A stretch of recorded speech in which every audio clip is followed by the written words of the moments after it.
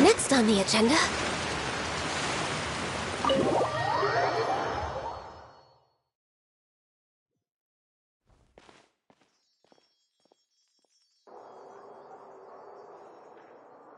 Traveler and Paimon, good to see you. I knew you two would come.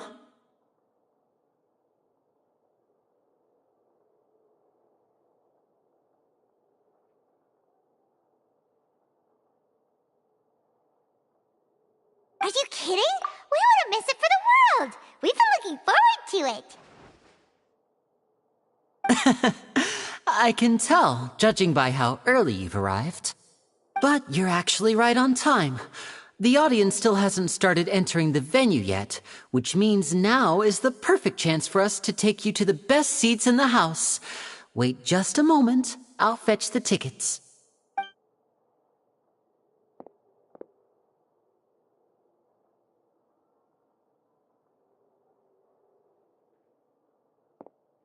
The Opera House has assigned seating, so you always have to make reservations. I've already reserved your seats, and here are your tickets. Ooh, front row seats! Thanks, Lenny! Don't mention it. There's no need to keep thanking me. Hey, Lenny! Could you come over here and take a look at this? Oh, I'll be right there. Seems there's an issue with the stage props over there. That's Cal, my assistant, calling me. I'll go lend him a hand. Yeah, we'll just go to our seats. You go ahead, Lenny.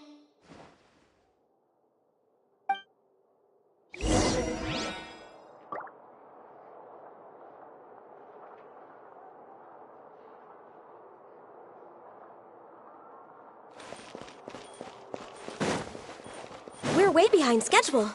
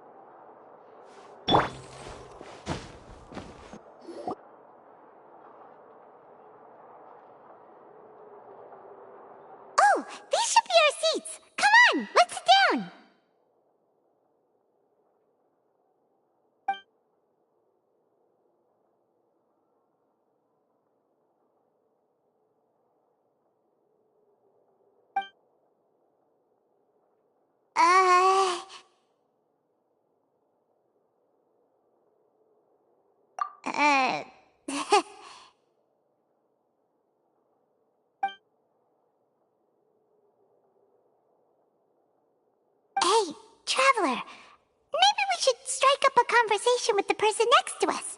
Since we're sitting together and the rest of the place is practically empty still, it's kinda awkward if we don't say anything.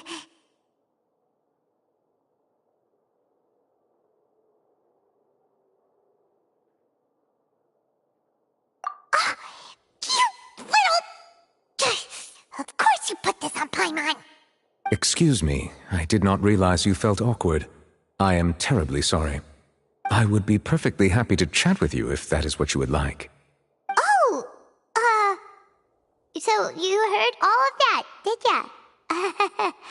Boy, you sure have good ears. Paimon thought she was keeping her voice down. Wait, that's not it. Paimon's... Sorry. Paimon's the one who was being rude, talking under her breath like that.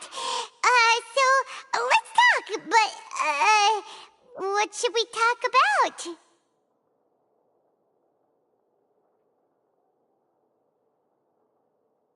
Oh, Paimon's got it. You're also here early and sitting in the front. Are you a friend of Linny's too? A friend, you say? Well, if Mr. Linney would like to be my friend, I would be more than happy to reciprocate. Oh, so you're not friends with Linny then? Oh, this is getting more awkward by the second. Paimon nearly forgot to make her introduction. Nice to meet you. Paimon is Paimon, and this is the Traveler. We just arrived in Fontaine. It is an honor to meet you two. I have heard of your deeds across Tevat. And as required by proper etiquette, I will also introduce myself. I am... Oh, Monsieur Nervillet, what an honor it is to have you here to see my show. Ah, Mr. Linney. I should say it is in fact an honor for me to see your performance in person. Wait, Nervillet? Could he be... I saw you all chatting just now, but it seems you still don't know who Monsieur Nervillet is. Allow me to introduce you to Fontaine's Chief Justice. That seat is always reserved for him. It wouldn't be too much to say that he's the symbol of justice and honesty here in Fontaine. Whoa! Sorry for being so rude just now. Paimon had no idea you were such an important person. No offense taken. Being Chief Justice is merely what I do for work. Nearly every person has their usual reserved seat, so I'm not so special, really. And by the way, I should probably let you know, even though I would prefer not to. There's someone sitting up there in the VIP seats that has been striking a pose for quite a while now. I believe she is trying to give you a most elegant and impressive first impression. So I think you should take notice of her sooner rather than later, otherwise she may become flustered.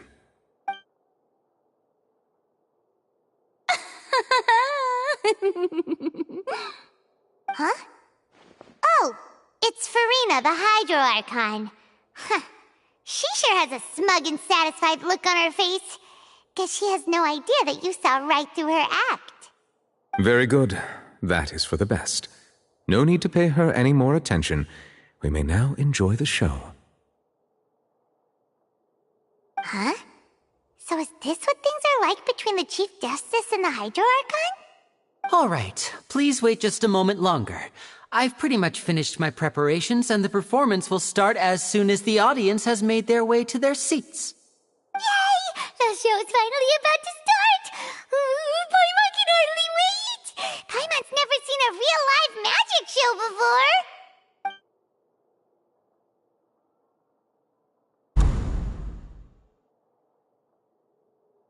Oh! They're dimming the lights! The show must be starting! Sorry. Paimon will try to stay quiet. Welcome, one and all, to the Opera Epiclese. I am the star of today's show, Linny. And over here is my sister, Lynette, who will be working as my wonderful assistant. Please, let's give her a warm welcome. Hello, everyone. I know she may seem to be a little sleepy right now, but that's just a sign that she's nervous. Whatever. Now, some of you may be thinking, two vision holders who can freely manipulate elemental powers performing magic is not true magic at all. So, I would like to take a moment to assure you that elemental powers will have nothing to do with what you will witness on the stage today.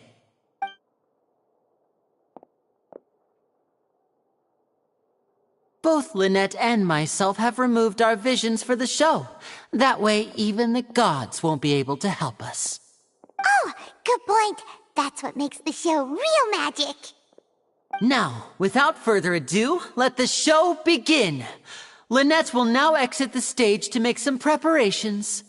I know you might miss her, but don't worry. She'll be coming right back on stage momentarily. Perhaps in an unexpected way. I'm sure she'll be stealing the spotlight soon enough.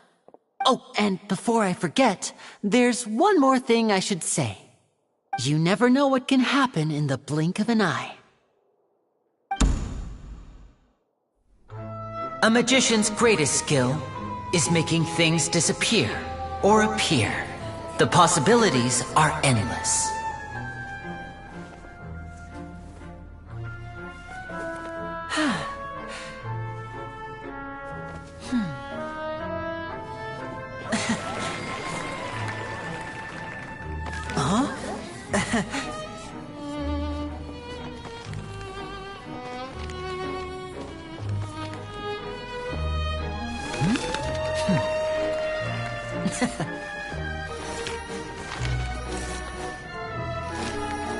But this isn't what you came for. These little tricks, you've seen them all before.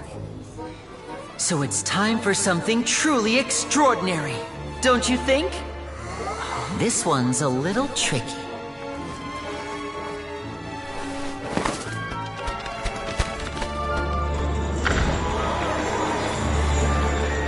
Using this water tank, I shall make my sister vanish completely, right before your very eyes.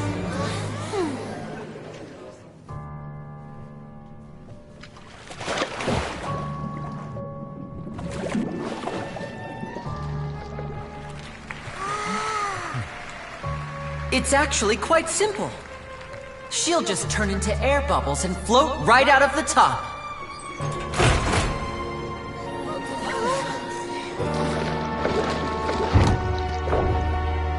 Oh no! I told them to check all the props carefully. With the lid on, even air can't escape. An amateur magician would be getting very nervous right around now.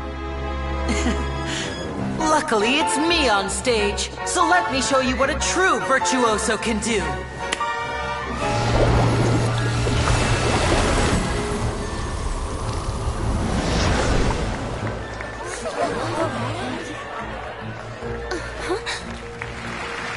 Lynette, are you still there?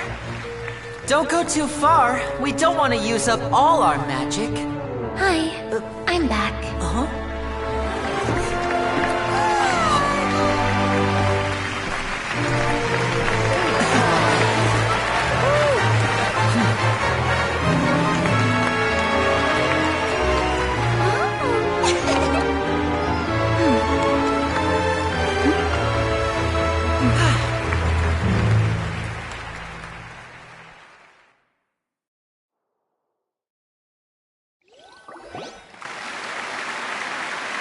Whoa! What in the world just happened? How did he do that? Paimon didn't see him do anything! Wasn't Lynette inside the water tank? How did she disappear and then reappear out of nowhere?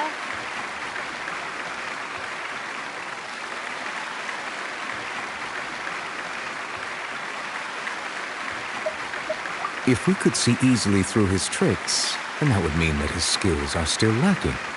To appreciate magic, you should focus on the show happening on stage, rather than getting caught up in trying to see that which has been intentionally hidden. That's right. Paimon couldn't believe her eyes when Lynette reappeared. Amazing! Thank you everyone. I'm glad you enjoyed that performance. But our magical journey has only just begun. I've prepared even more astonishing surprises for everyone here. The magic of transformation and disappearance can go far beyond what you've just seen. I'm sure many of you are thinking that escaping the water tank was impressive enough, but Lynette is still my assistant after all. In which case, I have ample time to make all necessary preparations. So, for my next trick, I will require the participation of one lucky audience member. Please, if my assistants could bring out the magical boxes now. There are 2 boxes and only 2 boxes. One is here and one is there in the aisle among the audience. I'm sure many of our clever audience members have already guessed our next magic trick. A swap! Our lucky audience member and I will each enter a magic box. After 1 minute, we will each emerge from the opposite box. Now please, everyone pay very close attention to the box you see here. Don't give me any chance to make a move. Wow! How's he gonna do this? Hey, do you think this is all magic tricks, or does Lenny have actual superpowers? The lucky audience member will be generated by this random number selector. It selects numbers entirely at random. Even I don't know who will be chosen to participate. Now then, let's begin.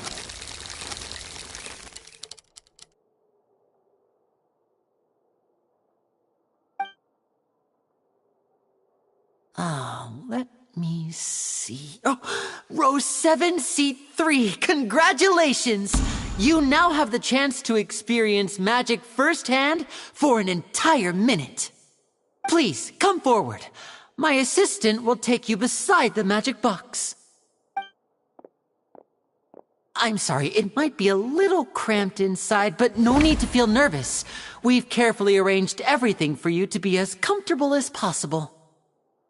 You don't need to do anything, but no matter what strange things may happen, don't come out of the box. If the magic is interrupted, who knows where you might end up? You might even find yourself in the Fortress of Meripede.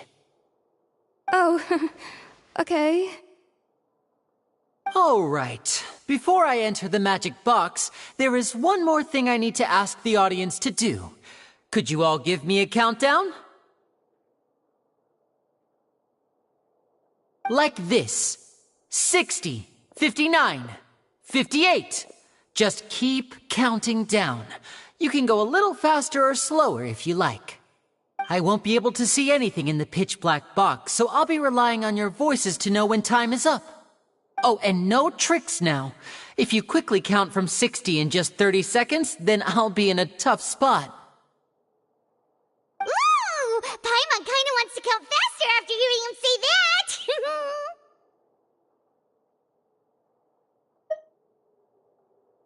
No, that won't do. I can see it in your eyes. You still can't be trusted. Let's practice together. Come on, repeat after me. 60, 59, 58. 60! 59! 58! That's right, perfect. Keep it going. All right, I'll see you all on the other side once you've finished counting. 54, 53, 52? Huh? Why aren't you counting, Nervalet? I am counting in my head. I think things are exciting enough in here as it is. Merely a consequence of my identity and personality. Do not worry about me. Just enjoy the show. Oh, all right. You look so serious that Paimon thought you might be feeling uncomfortable or something. 40, 39, 38! Mr. Linney, are you all right in there? Is everything ready? Yes, I'm fine. I'm just double-checking the direction of the magic. It would be a disaster if we get sent to the wrong places. For example, mid-air right above the audience. Even though he's saying that, Lenny doesn't seem nervous at all.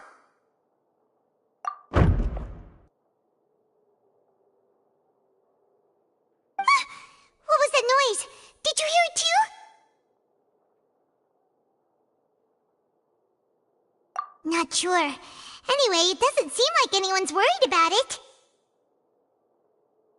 25! 24! 23! What's wrong, Mr. Linney? I can still hear you moving in there. I seem to have accidentally knocked over a decoration. I'm trying to fix it, but it's pitch black in here. I can't tell left from right. Never mind the decorations. There's no time for that. The show is what's important. No, that's unacceptable. I want my show to be perfect. Don't worry, we still have 20 seconds. Hear them counting? 19! 18! 17! It seems things aren't quite going as planned. I apologize, everyone. It feels like you're all starting to count faster, but that's all right. I know it can be tiring to do such a long countdown. 10 seconds and change is still plenty of time. 10! Almost there now. 8! Swapping two people is harder work than you might think. Even a master magician like me can't guarantee I'll get it right the first time. Hey, wait! Is this the back one? I can't tell. They both look the same inside. Huh? No, that's not it. I'll try again. 7! Hey, slow down! Honestly! 5! 4! 3! Whoops! That doesn't count! 0!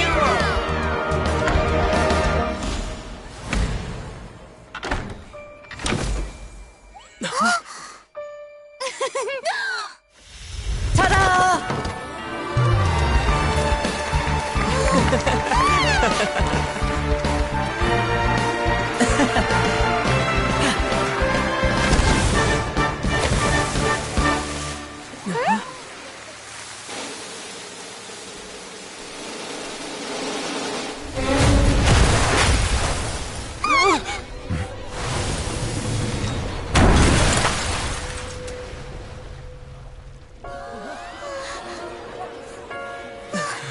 What happened?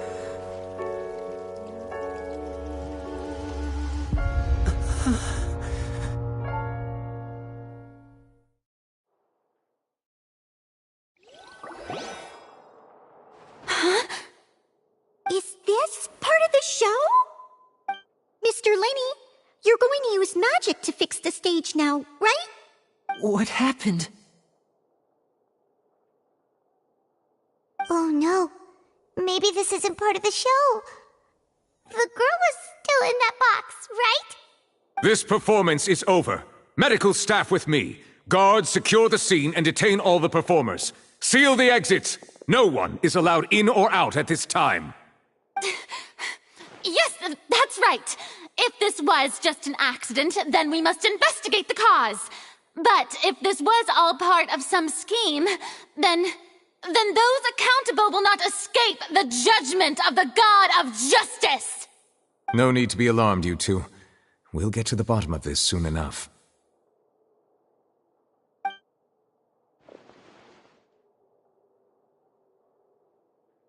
Unfortunately, the person who is in the magic box has been pronounced dead. His name was Cowell, one of the assistants in Linney's magic troupe. Apparently, the fireworks on stage ignited the ropes that were suspending the water tank, which then caused the tank to fall onto the stage. As of now, we are still not sure why we found Cowell in the box, rather than the guest from the audience. And after an initial search of the area, the guards have confirmed that the girl is nowhere to be found. It appears that this incident was not merely some mishap with the performance. And there are many indications that it is connected with the case of the serial disappearances of young women. The serial disappearances case? That's the case that Charlotte mentioned before.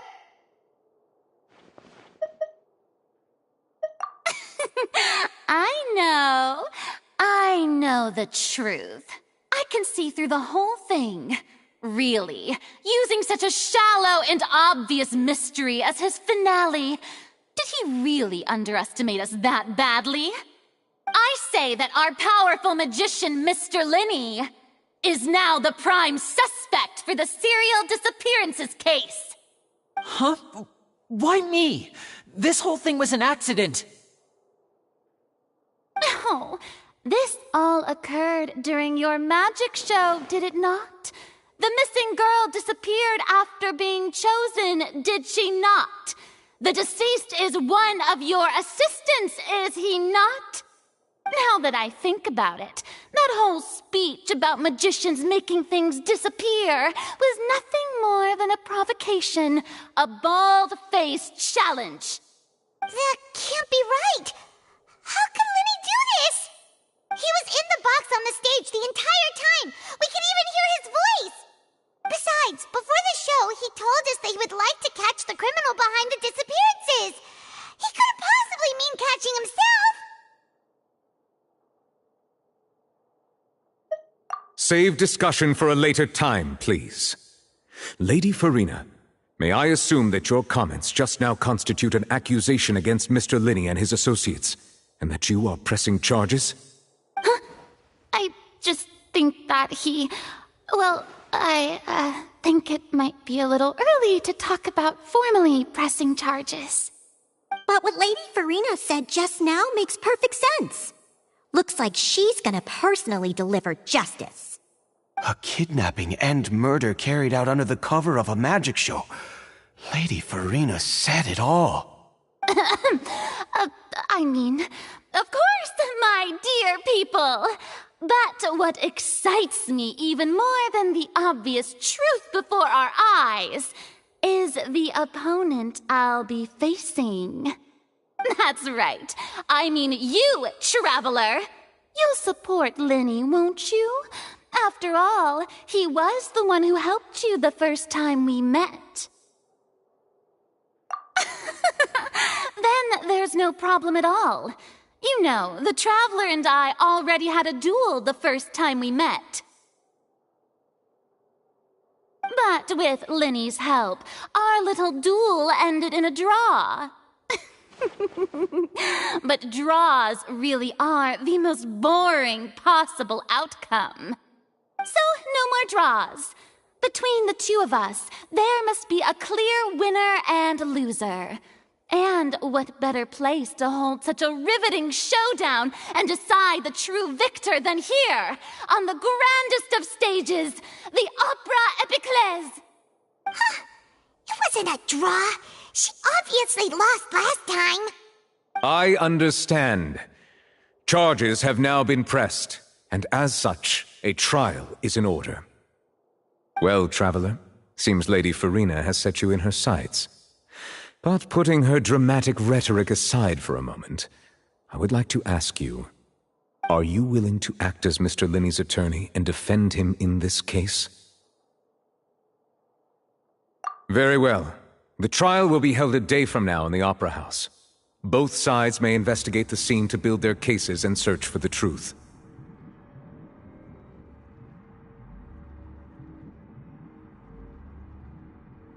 Linney and his troupe are all potential suspects and shall remain within the Opera House.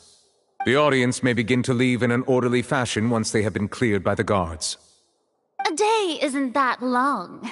Let's see what kind of case this big-shot outlander can build in such a short amount of time. I'm really quite looking forward to hearing it.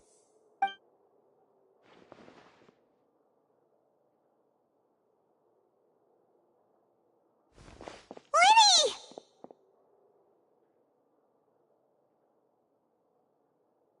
Sorry about everything that happened just now. Were you frightened? Of course! Who wouldn't be scared after witnessing an accident like that? Yeah, I'm a little shaken up myself. How could this happen? And poor Cal. I know you already claimed that you would defend me, but now it's just us talking. Tell me, do you think I could possibly be the murderer? Good to hear. Thank you so much for trusting me. I'm sure everyone sees me as the biggest suspect at this point.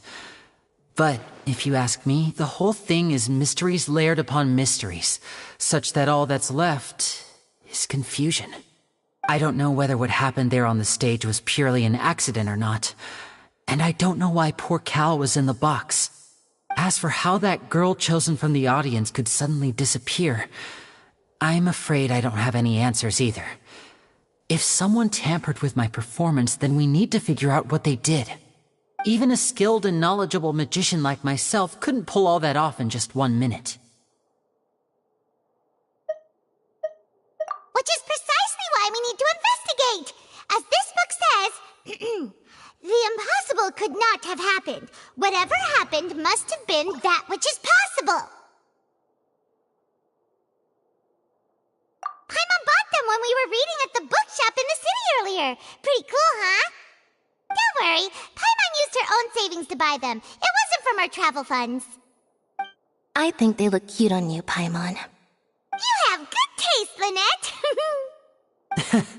That's the right attitude. Feeling depressed isn't going to help me now. I need to get back to my normal self. But with the guards watching our every move, it's going to be especially difficult for Lynette and I to prove our own innocence. Good thing you agreed to be our attorneys. Thanks for that. We'll be counting on you. Yes, thank you so much.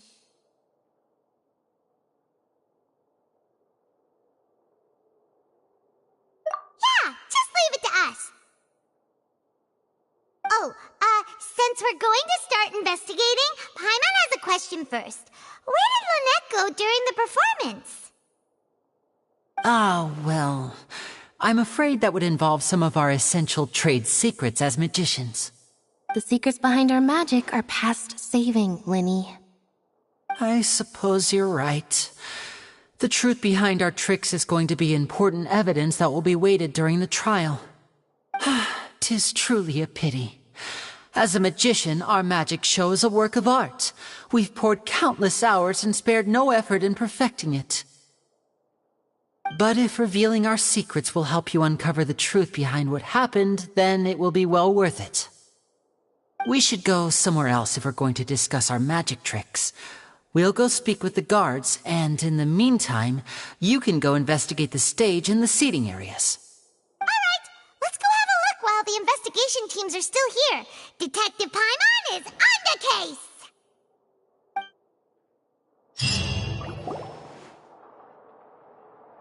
Hello, officer. How's the investigation going? I see. You must be the traveler that Lady Farina mentioned. Listen, I'll be perfectly honest with you. I'd avoid getting mixed up in this whirlpool of a mess if I were you. Huh? What do you mean? Come with me and you'll see. The deceased is one of Linny's assistants, named Cal. Even though he hadn't joined the troupe long, he was hardworking and everyone generally liked him. The assistants are usually in charge of setting up and inspecting the props, as well as assisting with the show and keeping the crowd engaged. As you probably saw when you were in the audience, the water tank suddenly fell and smashed the box with Cowl inside it. This is the real mystery. We've already searched the scene and were unable to find any traces of the girl. However, if you look carefully, the box was positioned directly under the water tank. The ropes holding the tank were then burned by the pyrotechnics on stage, causing them to snap. All these factors lining up so perfectly makes it hard to see this as a mere accident. If anything, the more logical explanation is that the whole incident was intentionally planned, and Linny is the most likely person to have access to all these areas. But he doesn't have a motive! Are you both good friends of his? Well, you can't say we're good friends, but we've known each other for a little while. So in just a short time, he was not only able to win your trust, but even convince you to act as his attorneys. I know there's no such thing as magic. The real trick of a magician is holding the audience in the palm of their hand. I've seen a lot of cases, and I can tell you that people are the least reliable kind of evidence.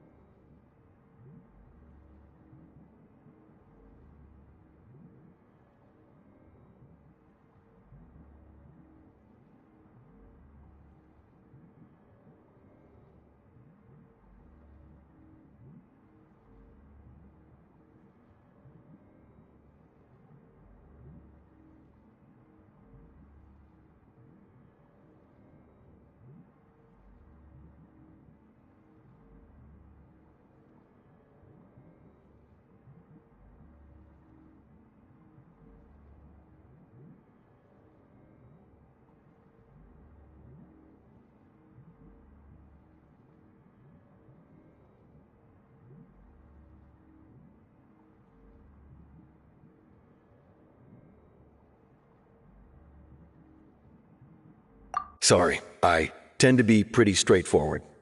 Just know that I'm warning you for your own good.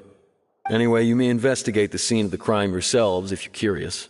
Who knows, maybe you'll be able to come up with some new evidence.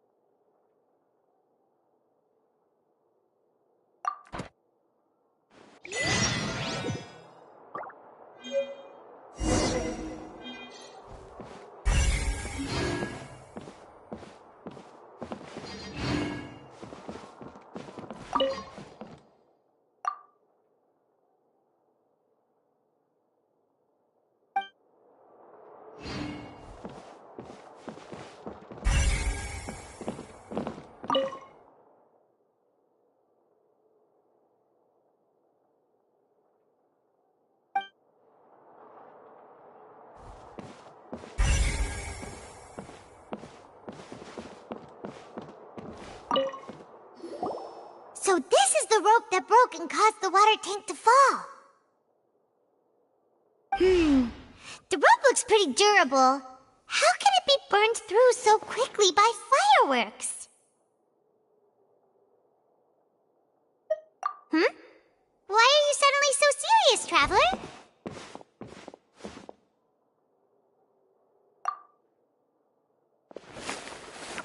Whoa. Look! This bit is made from different material! Most of it was burned away, but there's still a little bit of it left. Huh. So if a rope meant to hold something was made with that kind of material in it, then that means...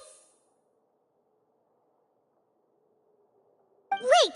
Paimon should write all this down! Let's take notes!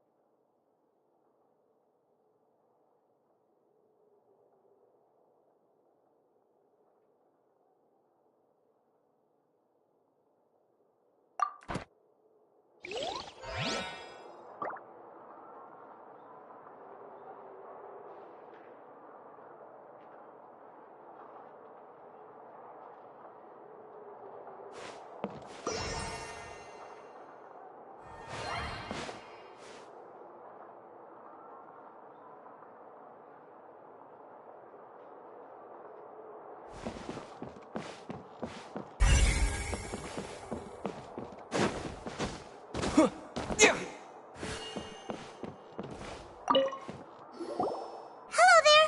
What are you investigating? Oh, this location has also been cordoned off because the Magic Troop members are currently considered prime suspects. The investigation team is still collecting evidence. The seats were all booked in advance, so we were able to deduce the missing woman's identity by checking the guest list. Sure, it's not like this is confidential information. We will publish it later anyway when we petition the public to help us find the missing person.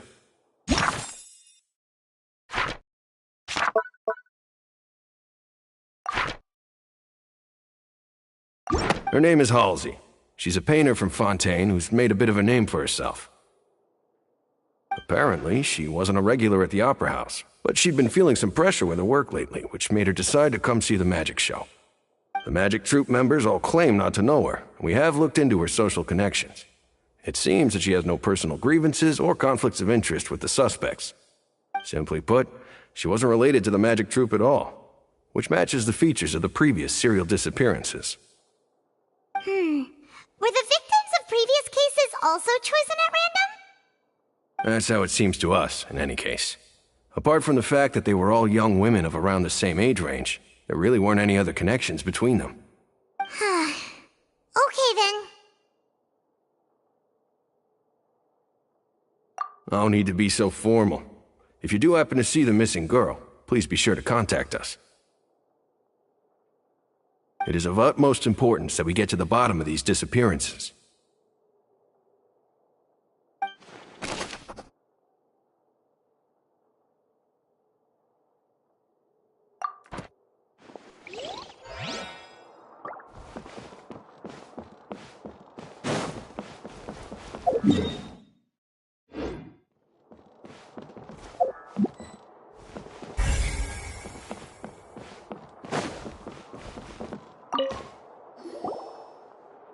The investigation team has some new findings.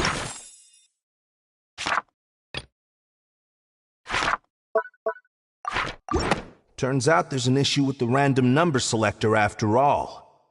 See, I told you. What if the machine picked some big guy's seat? You think the murderer would have still made his move then? Sorry to interrupt, but we're helping Linny and Lynette with their side of the investigation. What were you saying about the number selector? There's something wrong with it? You're trying to help them? That'll be a tall order. Linny used the machine to pick a random member of the audience during his performance, right? The lucky girl that later disappeared. Well, we thought there might be a serious problem with the machine, so we had it taken away for further inspection. It turns out that the seat number it picked wasn't random at all. The machine picks that same number every time. I'm sure you already know that you have to make a reservation in advance to get a seat, regardless of whether it's a trial or some performance. In other words, Linny knew who would be sitting where from the very beginning. That much checks out. Linny reserved our seats for us, too. Bet you see why I was saying it'd be tough to make a case for Linny.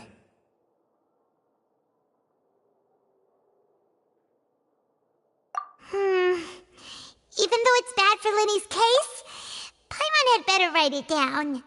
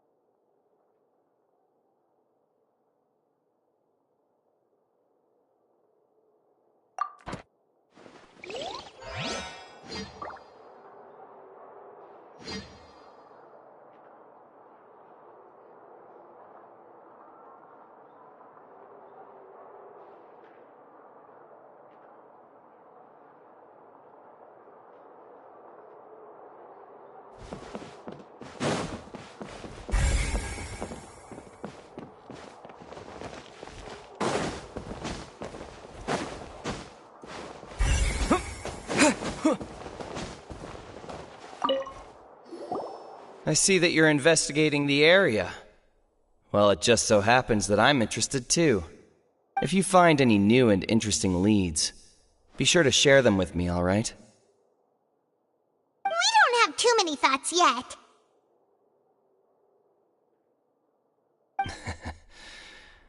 Then why don't I tell you my hypothesis first?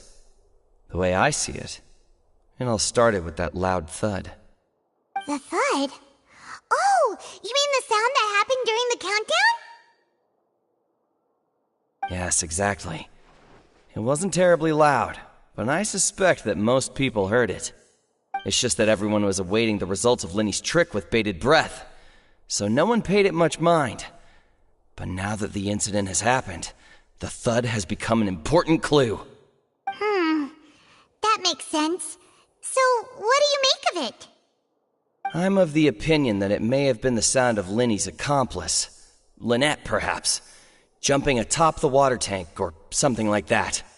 And when the pyrotechnics went off, she cut the rope, sending the water tank crashing down. But wasn't the noise we heard too loud for that? Perhaps the balance wasn't right, leading to a particularly rough landing. Oh, that's true. I suppose I must reconsider. That does remind Paimon, though. What was with that sound?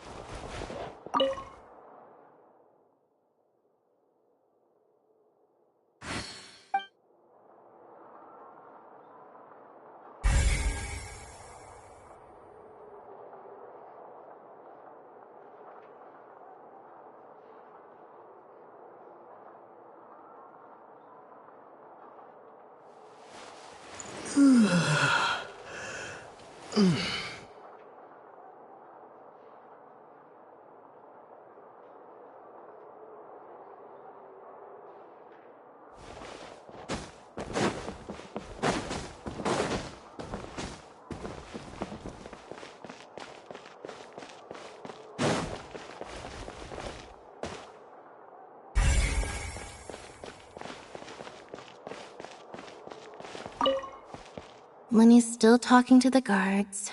It seems he'll have a lot of explaining to do. I think someone will be assigned to monitor us later, but that's alright.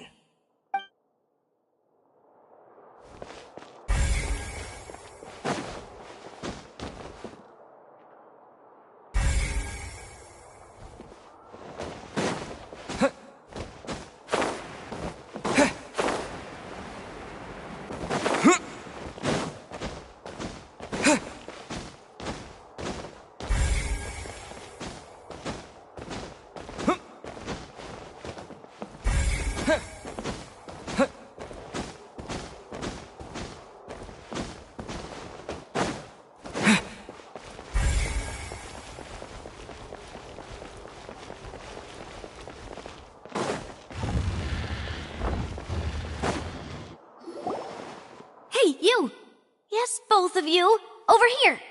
I've been keeping an eye on you for a while now. Huh? You mean us? That's right. If I'm not mistaken, you're also among those who wish to cut down the thorns and pursue the truth. No? And by the looks of it, you're not from Fontaine. Well, you're right on the more about that one, but who are you?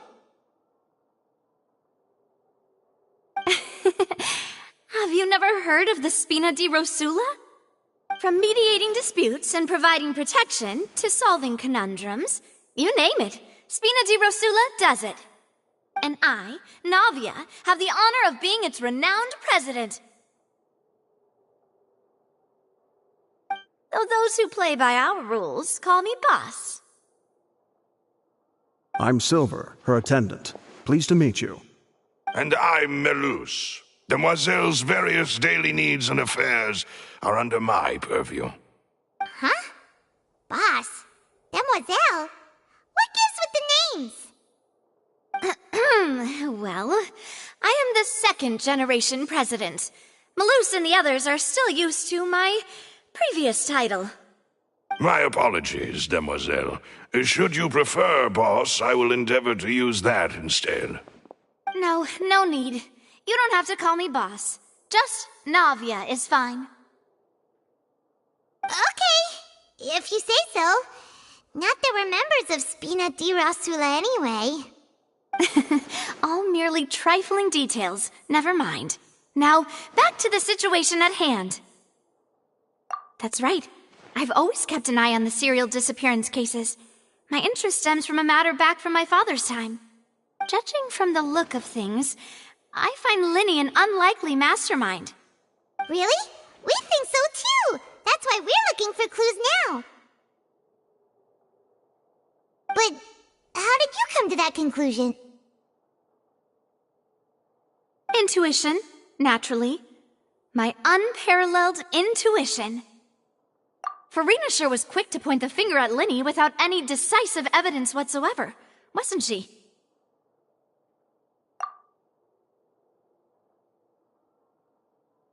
But that's not uncommon for her. If you remember, the Justice had to interrupt her and ask if she was pressing charges just to keep her from getting carried away. Anyway, a trial begins the moment someone levels charges. And, of course, there was no way Farina was going to back down in that situation. Sounds more like you just don't trust the Hydro Archon. Well, what's your opinion? I must admit that she can be interesting at times, but liking her doesn't mean that I'll blindly agree with her. All right, I've answered your question. Now, it's time you answer mine. Wait a minute, did that answer count? Well, I say it does. But don't worry, you won't hear any pointless questions from me. In your opinion, do you think it's right to treat a trial like it's an opera? Well? And why would that be?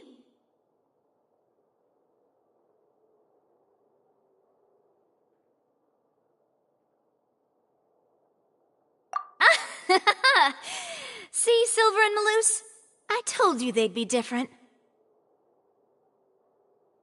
Most astute of you, Demoiselle. I, too, think that the Traveler's response was most excellent. No matter how wonderful the script or how fervent the audience's expectations may be, the trials that go on stage here must be based in fact. And if that can be done, boss, then...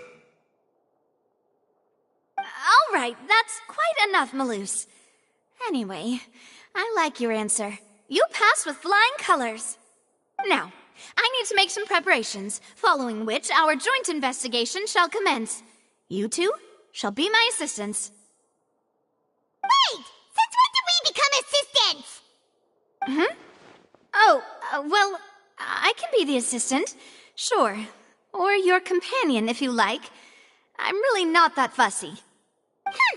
That's more like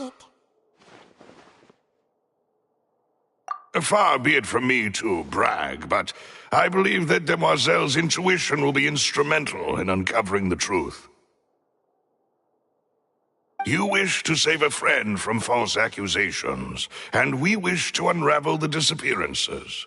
In this sense, our goals are aligned. You have a point. You're quite the talker, aren't you, mister? And what about you over there? What do you think? You seem like you've got something on your mind. I have nothing to add. Oh, alrighty then. We'll be making some preparations first. Just be sure to let us know if they start revealing Linny's tricks. Thanks!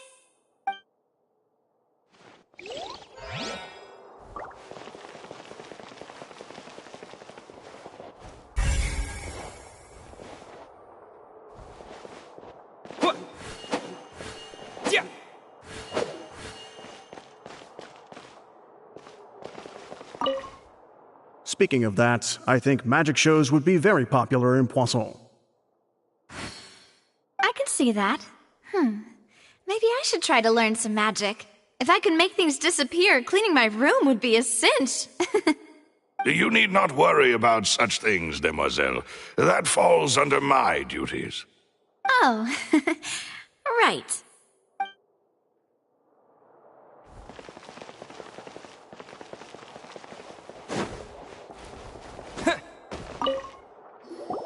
Sorry, but no one can freely enter or exit the Opera House at the moment. If you wish to leave, you must register your identity with us first. No, we're not leaving.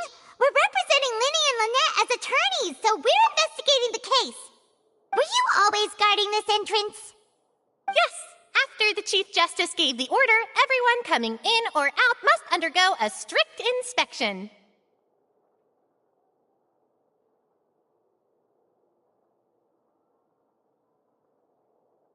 So, the missing girl couldn't have left from here. At least, not from that point on.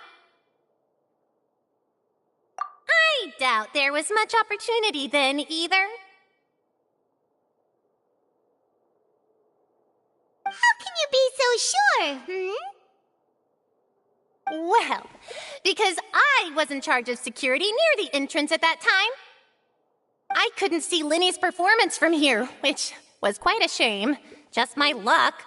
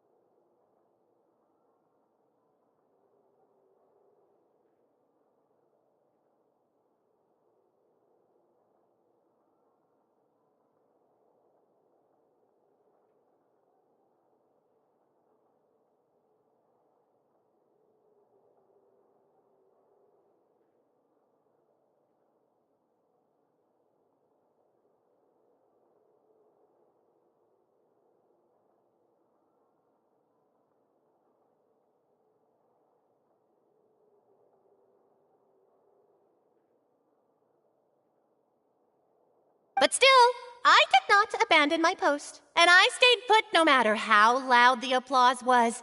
If someone had so much as even approached the door, I would have noticed it, let alone if they had tried to leave. We Melusines are good at that sort of thing, you know. So, it's safe to say the girl couldn't have left through here. Alright, thank you for your help. This'll be useful info.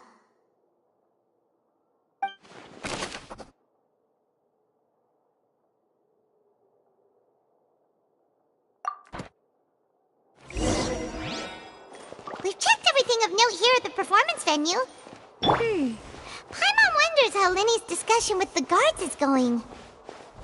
Let's go see, shall we? Ooh, things are getting interesting, huh? We're about to see how magic is made. Understood. Then I will be going with you. Just so you're aware, I will be monitoring your actions and making notes as necessary. Very good. Thanks for being so agreeable. I'd pull a rose out of my hat as a gift for you if I could. You may spare the pleasantries. I'm just doing my job. You've arrived. Who's this? Me? I'm Spina di Rosula's guardian angel. If you've got a problem, I've got the firepower. Sorry, I got a little carried away there. Call me Navia. I'm a partner of theirs, and will be helping investigate this whole situation. And these are my companions. Would you mind if they join as well? Fine by me. Oh, new helpers?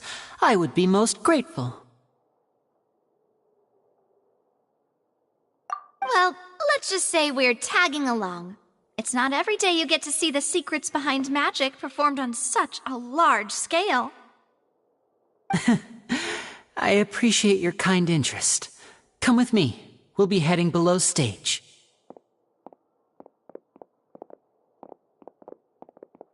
Huh? Below stage? Yes, a world of secrets is hidden beneath this magic box, prepared specifically for this switcheroo trick. But before I reveal everything, you should have a look first. Notice anything strange here?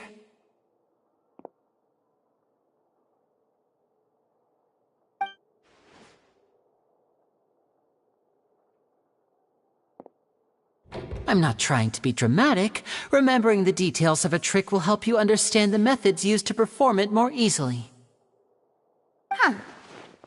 Weren't there balloons and other decorations here? Where did all that go? Ah, good eye. That said, you're still far from discovering the answer. The back? You mean the inside of the door? What's different about it? Paimon didn't notice anything. Very good indeed. I thought you might not be able to catch that, given that you were sitting in the first row.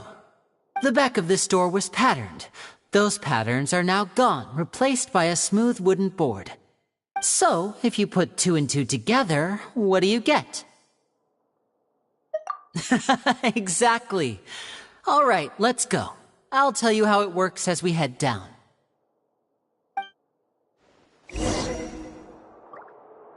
Oh, so there was a passageway under the magic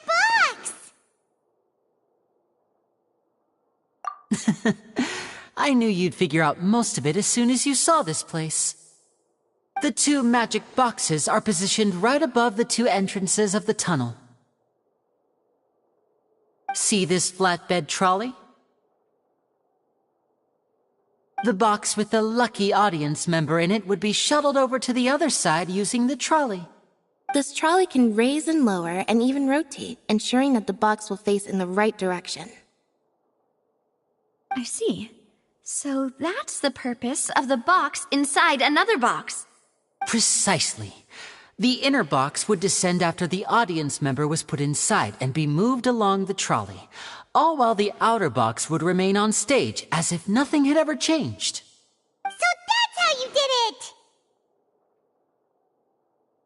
Once the box was lowered, the trolley would store some energy through this device here, with which it would complete the rest of the steps. The audience member would only be able to feel some slight movements in the dark, and by the time she walked out, she would already be back on stage. Right! You were talking that whole time, and you even came out for a moment near the end! Ah, yes. A phonograph operated by Lynette was used to achieve that effect. My assistant and I had already scripted our conversation beforehand. When the countdown began, I had already gone to the opposite box via a tunnel using that ladder. And what about Lynette? Where was she? I was in the mezzanine space in the back of the box. Oh, interesting! That's how we were able to coordinate Linny's lines with the assistant. And, by the way, I was the one who walked out of the box at the end. I mean, we are twins.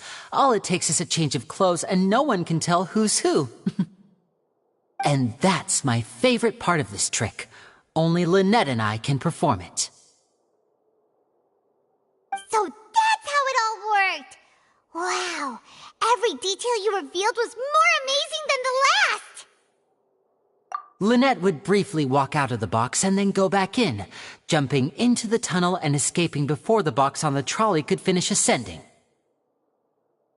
And then I walk out of the other box in the audience area, and the trick would be complete. The operative word here being would. But as you saw, Cal was in the box, not our audience member. She, on the other hand, mysteriously vanished. We really don't know how that happened. If not for that interlude, this would have been an astonishing trick.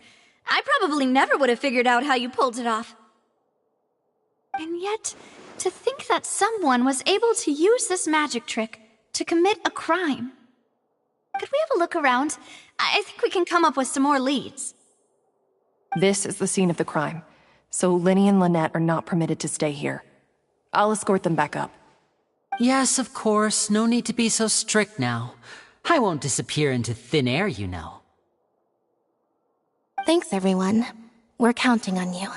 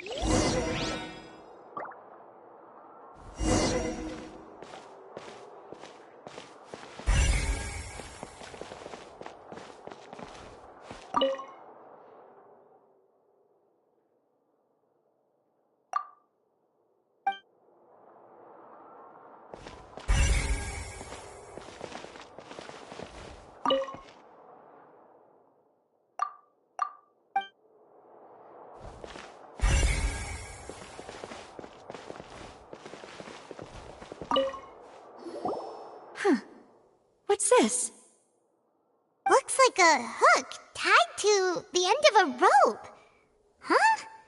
There's all kinds of odds and ends here. Perhaps it was a prop for a different trick. But why would it have been left here? Whatever it is, let's make a note of it first.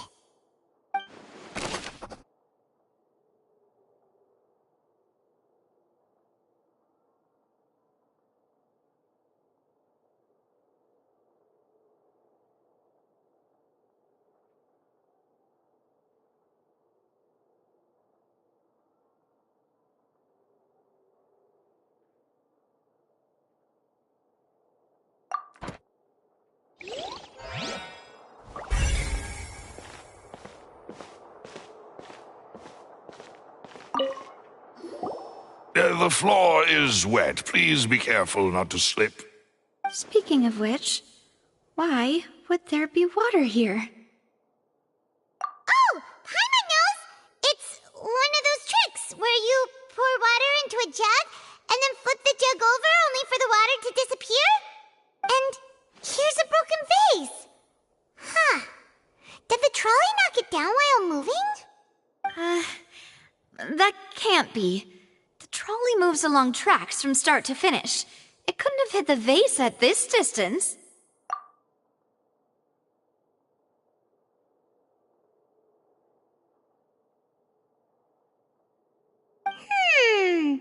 Let's note this down too and think about it later.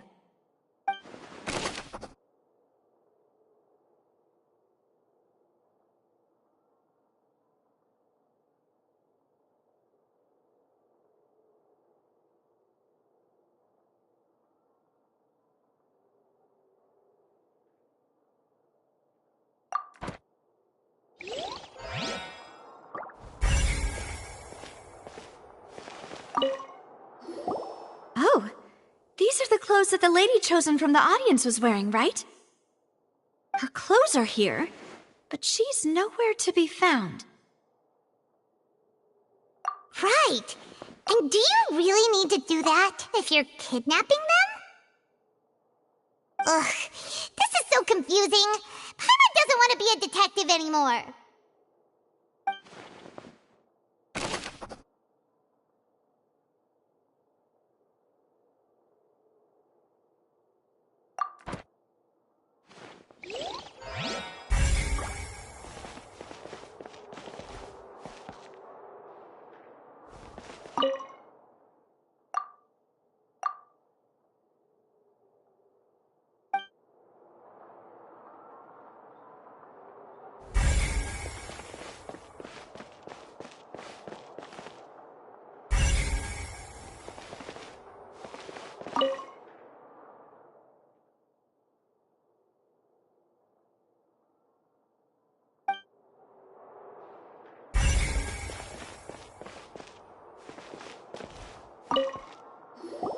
What is this place?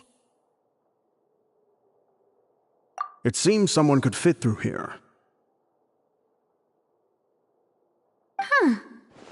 Could this have been the suspect's escape route? Alone, perhaps. But if they had to pull another person with them, the space would be too narrow.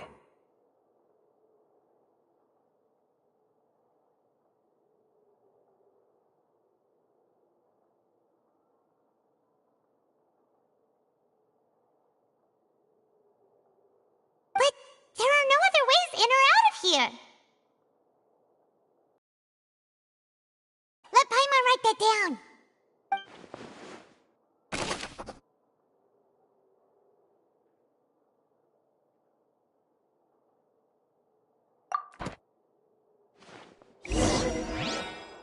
Seems we're just about done investigating down here. Yes. Let's head back up.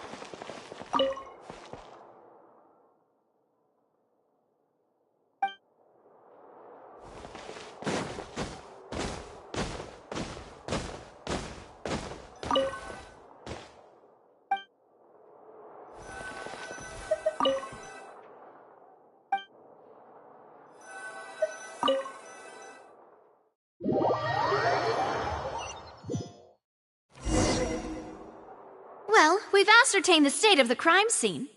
Let's find a place to sort out our findings once Malus returns. It seems to me that there are several things that don't add up here. Apologies for the wait, demoiselle. So, what did the guards say? Did the criminal escape through the vent? They believe the odds of that are very low, since the vent leads to the Opera House's basement. The guards have checked the area carefully.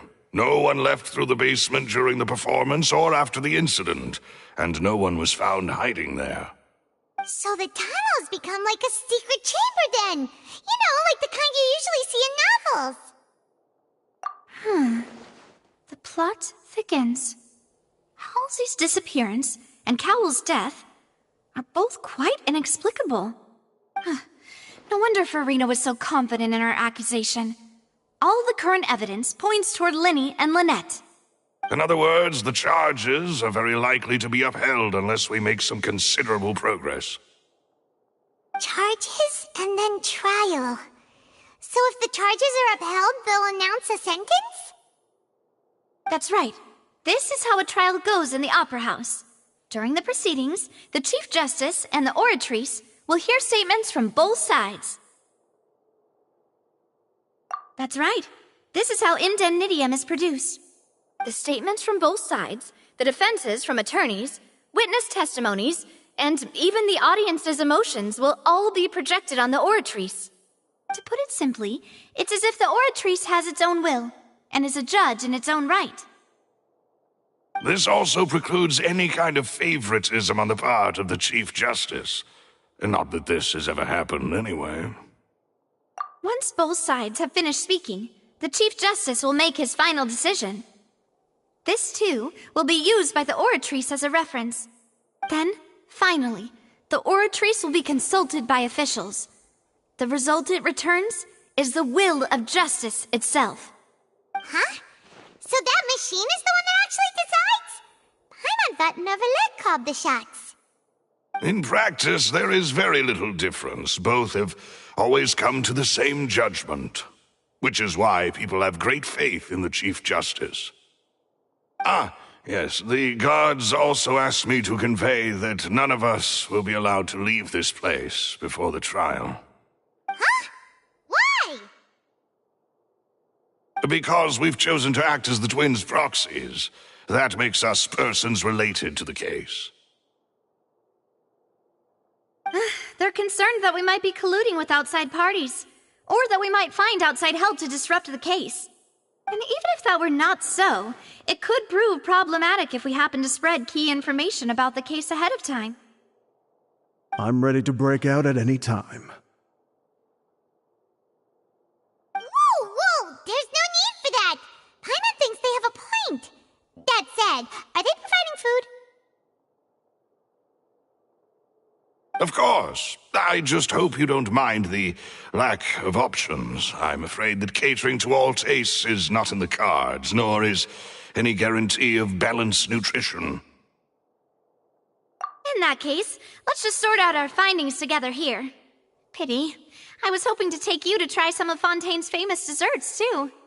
I mean, what better way to properly think through our findings than over some tea and sweets? Huh.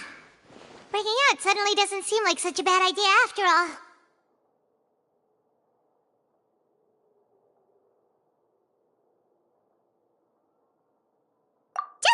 Just kidding! Paimon will still do her best, even if there are no snacks. What do you mean, no snacks? Of course we'll have snacks. If we cannot buy some, then we'll simply make some. Huh? Here? But how? Understood, demoiselle. Everyone, please come with me.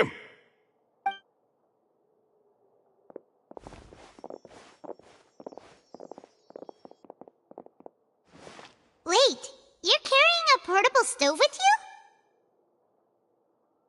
you? Yes, I must be prepared to meet the demoiselle's baking needs whenever the fancy strikes her. I have eggs, sugar, and almonds at the ready. Good work, you two. Then I'll get to it. Please sit tight for a moment. You'll get to taste my awesome snacks soon enough. These three are quite the interesting group.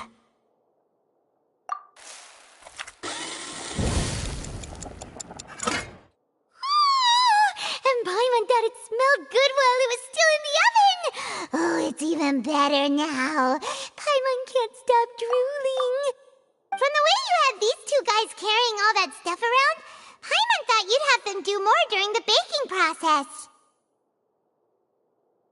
But you ended up doing the entire thing by yourself! Beating the egg whites, grinding almonds, everything! I was applauding. And I was giving encouraging smiles.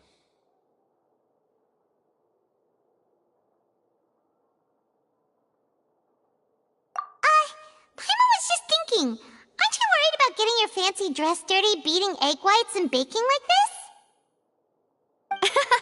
Well, I don't think it's carved in stone anywhere that fancy ladies can only read books, sip tea, ride horses, and play the piano.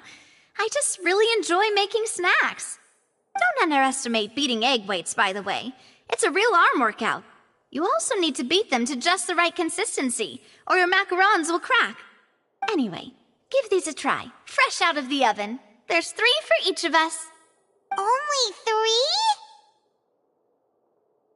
Well, eating too many sweet treats might send all that sugar to your head. You wouldn't be able to think clearly about the case on a sugar rush, would you? Tea is ready to be served as well. This is Demoiselle's favorite, strong black tea with a floral fragrance that clears the mind and lifts the spirit. No need for concern. I'm merely doing as I should.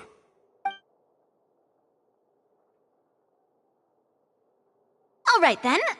Down to business. As Paimon mentioned previously, the tunnel seems to be something of a secret chamber. However, we can assume that Linny and Lynette were not alone within it. Some criminal also occupied its sealed confines. The magician twins could have committed the crimes, of course, but they lack any logical motive. Exactly! Why would they do such a thing right when everyone was watching?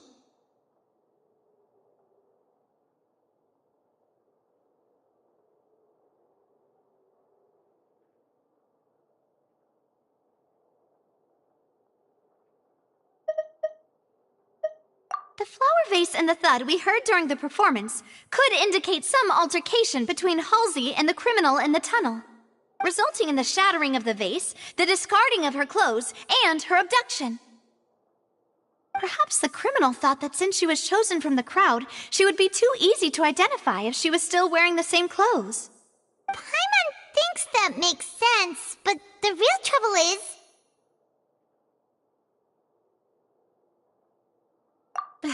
True. None of the clues we found thus far support the existence of this third person. But the only people left to consider are both technically victims, whether it's the missing girl, Halsey, or poor Cowl. Huh. Could Halsey have secretly made modifications to the magic props in order to murder Cowl before making her escape?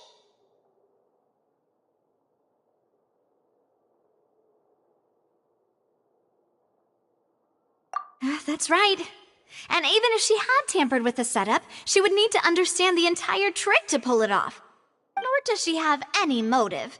The guard said that she has never had any dealings with the Magic Troop's members. Were we not thorough enough in our search? From the sound of things, this is turning into an impossible case. Your macarons are amazing, though, Navia. They smell great! They're nice and crisp and super sweet! They are my specialty, after all. And I see you've already had 5 of them. What? 5? Oh, that can't be right. Paimon only counted 3, honest! Please don't worry about it. At my age, a few less sweets might actually be a good thing. No. Being greedy is one thing, but Paimon knows how to count. Besides, Paimon knows that if she ate too many, then others wouldn't have enough.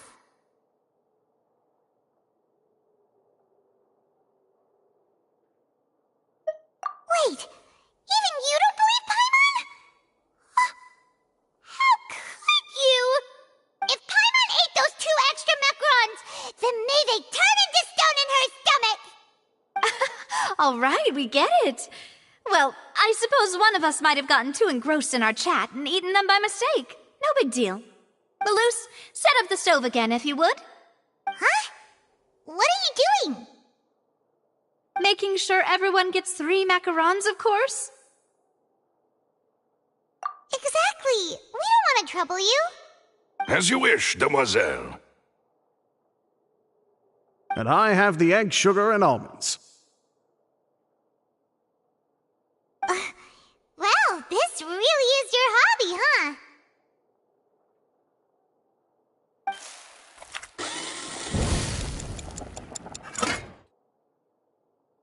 Well, that's it for snack time. I'm going to have another look around the area. I don't know what we're looking for yet, but we've still got some time. As attorneys, I suggest the 2 of you think the case over again. It would be awkward if you got all tongue-tied on stage during the trial. All right, thanks for your help, and for the snacks. It was nothing. A small task for the Spina di Rosula. Silver, Maloose, it's time to go. I'll be back if I find anything new.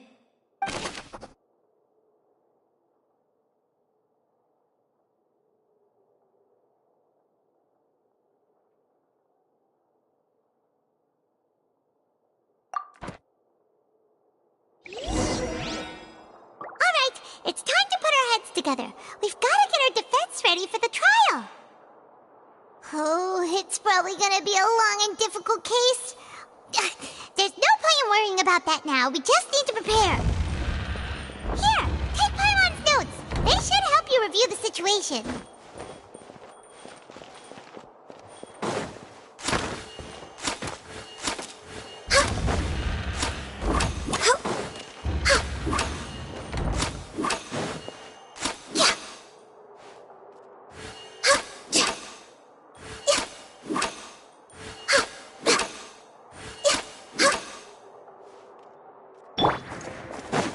Time to go.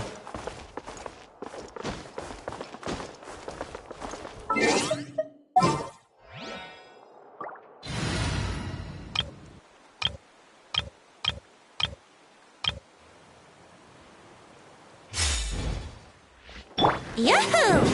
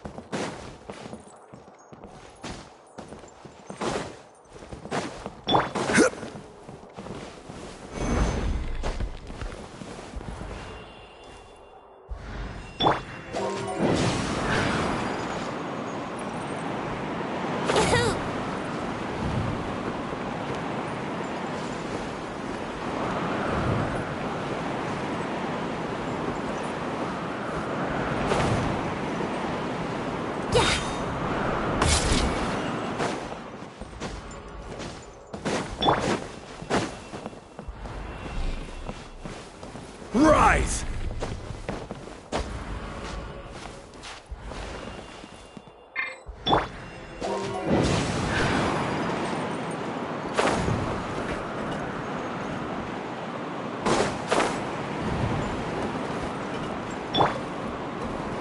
Crumble!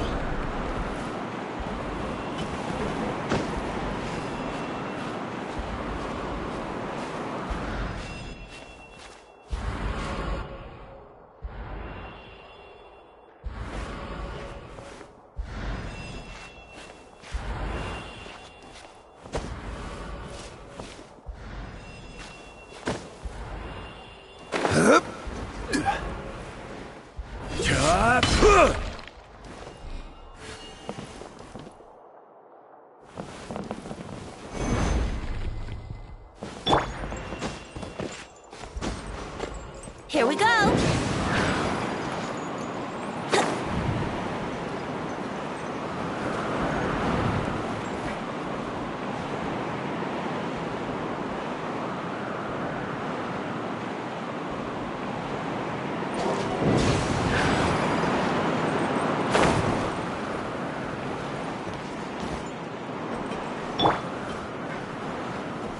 Quake!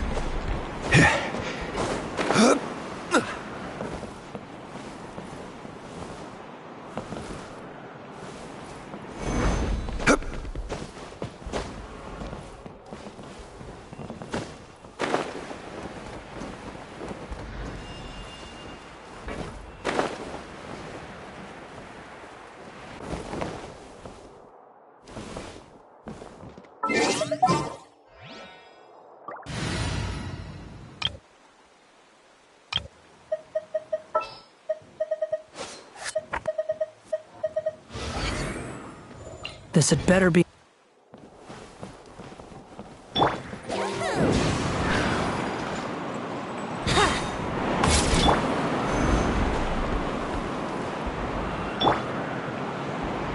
Behold!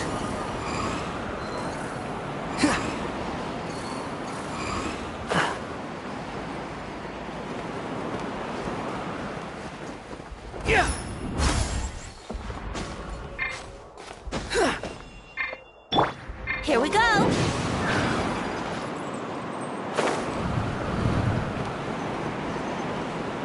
Yahoo! Yeah.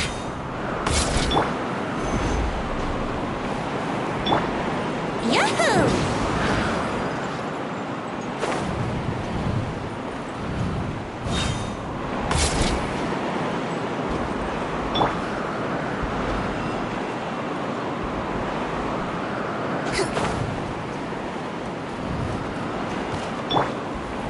Rise!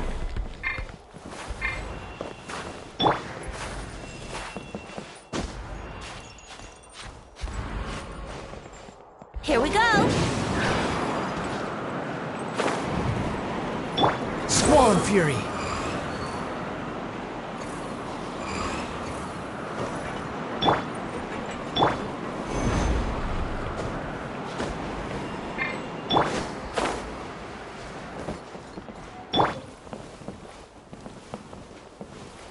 Quake!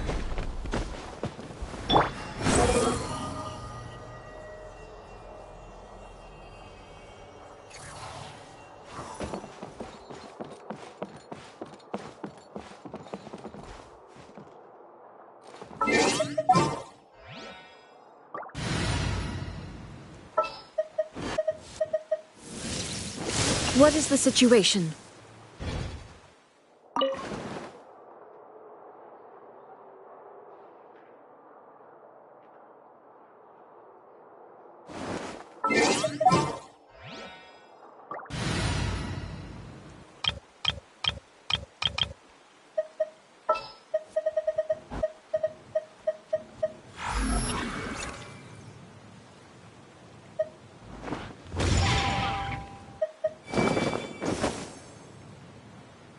Is it time for a magic show?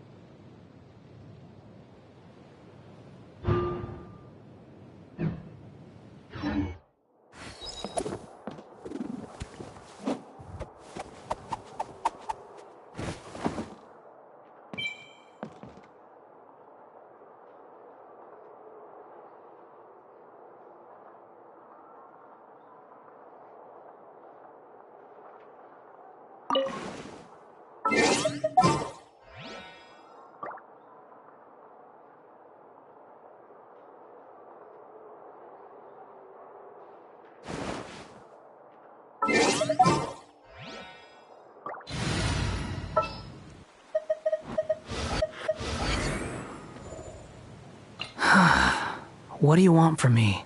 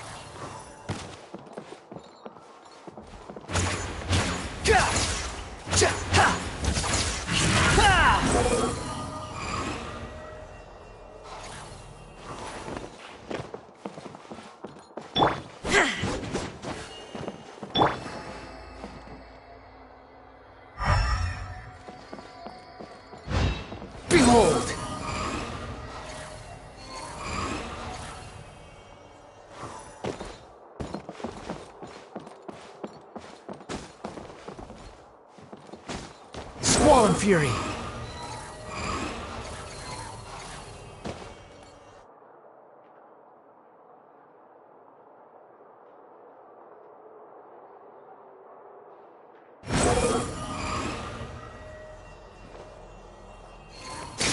Yeah!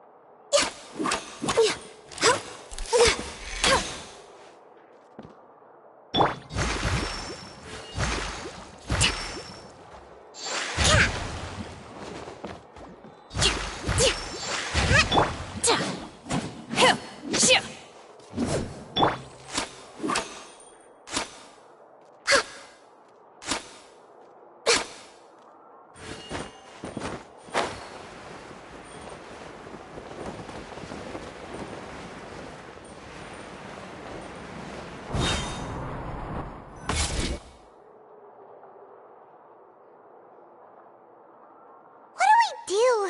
The whole situation is so confusing. Good plan. Impossible things don't just happen. We'll get to the truth one way or another. Just relax. Even if everyone else suspects Lenny and Lynette, at least we will be supporting them from the stands. Besides, I doubt Farina understands any more about what happened than we do. Thanks, Navia. Well, we'll be going then. Best of luck to you.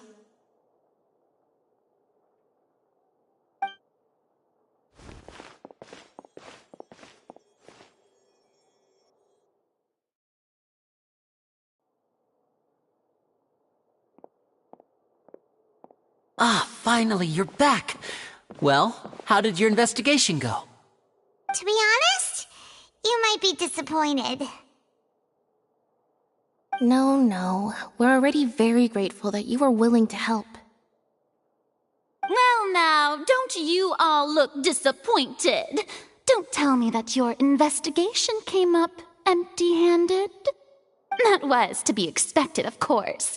The guilty can never produce proof of their innocence. But don't let that stop you. I shall be terribly disappointed should you, my most anticipated foe, concede so easily. Since both parties are present, I declare that the trial regarding the magic show incident is now in session. Firstly, in order for the audience to understand the causes and results of the incident, could we please have Mr. Linney explain the trick? Yes, of course. I will explain while Lynette demonstrates on stage. All the necessary items have been prepared.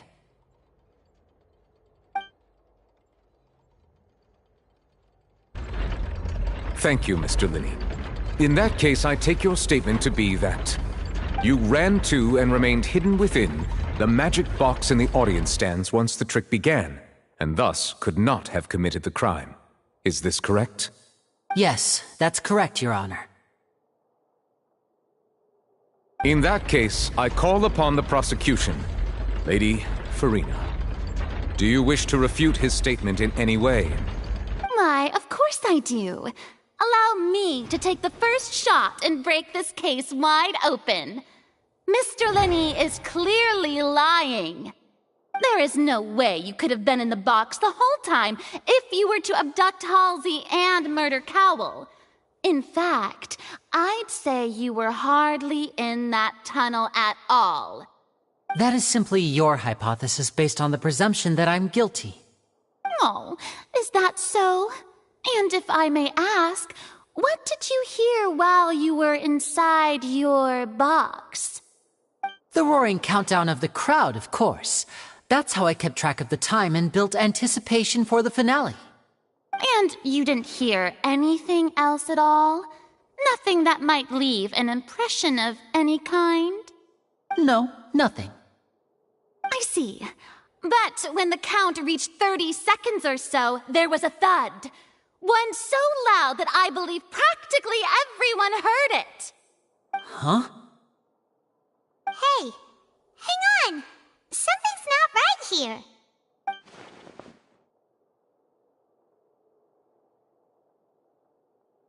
Yeah, I'm sure he could have heard a noise that loud from inside the box. I was right by the box, and I definitely heard the thud. Look at those scales. Could those mean... Well then, ladies and gentlemen, allow me to use the words of the magician himself. You never know what can happen in the blink of an eye. Indeed, it seems his alibi can also collapse in the blink. Of course, I have armed myself to do far more than smash your alibi. Confidence cannot go unfounded, and my foundations are rock solid. Tell me, aren't you and Lynette actually from the House of the Hearth? The House of the Hearth?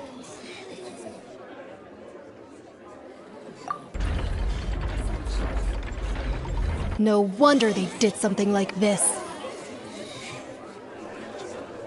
So the serial disappearances were the Fatui's doing. Now it all makes sense.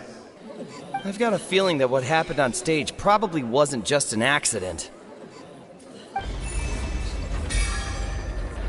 That's irrelevant. Our identities have nothing to do with what happened.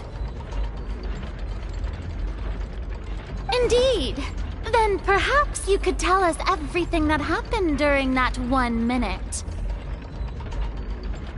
Your first priority is to prove yourself innocent after all. I'm sure there is little that needs to be kept secret now. Unless your script already has holes in it.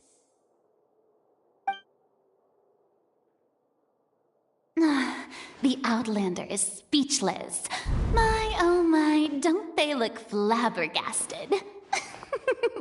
Now comes the infighting and discord, I suppose. This was almost too easy. Oh, good thing I made all those preparations. Seems the all-nighter I pulled last night is really paying off.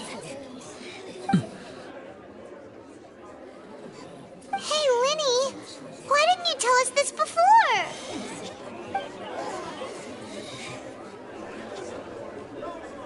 Order! Order! Mr. Linney, allow me to re-establish the facts. Lady Farina has raised 2 points.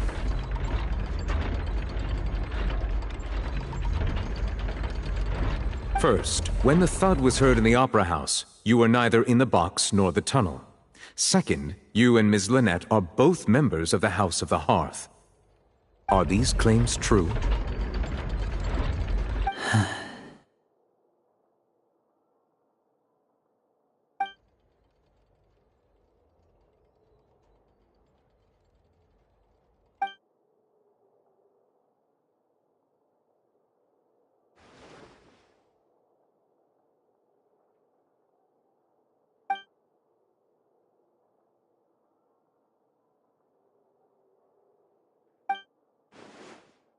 Please answer my question, Mr. Linney. I'm sorry. Yes, they're true, Your Honor. I knew it! Well, that's it. We might as well move on to the sentencing already. What should we do now? Granted.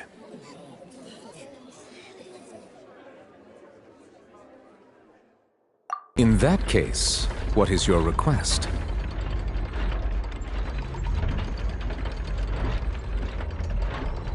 Is that really necessary? They're already as good as guilty. The defendant deceived their own attorneys. What is there left to discuss? Order! Order, I say! Your request is reasonable, and we shall adjourn. This trial will reconvene in 1 hour. So you would stick to Mr. Linney's defense even after knowing what you do now? You certainly have more professionalism than I thought. In that case, my dear audience, let's allow the joy of victory to steep for a little while longer.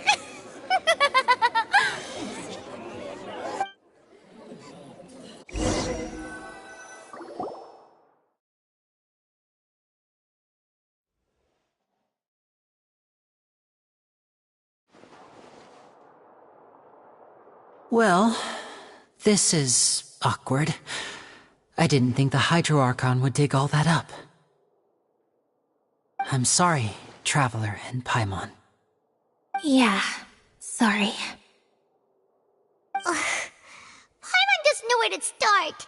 We trusted you two. We based our entire reasoning on the assumption that you weren't bad guys. Not to set the wrong tone or anything, but Paimon's really mad! I'm very sorry. I know you're angry, and reasonably so, but please, let me explain. I know you've clashed with the Fatui several times before. I wouldn't be surprised if just hearing the word is enough to make you upset. But our organization is very, very large, and the Harbingers have very different personalities and goals. Right now, we want to save people. As many as we can. That's right.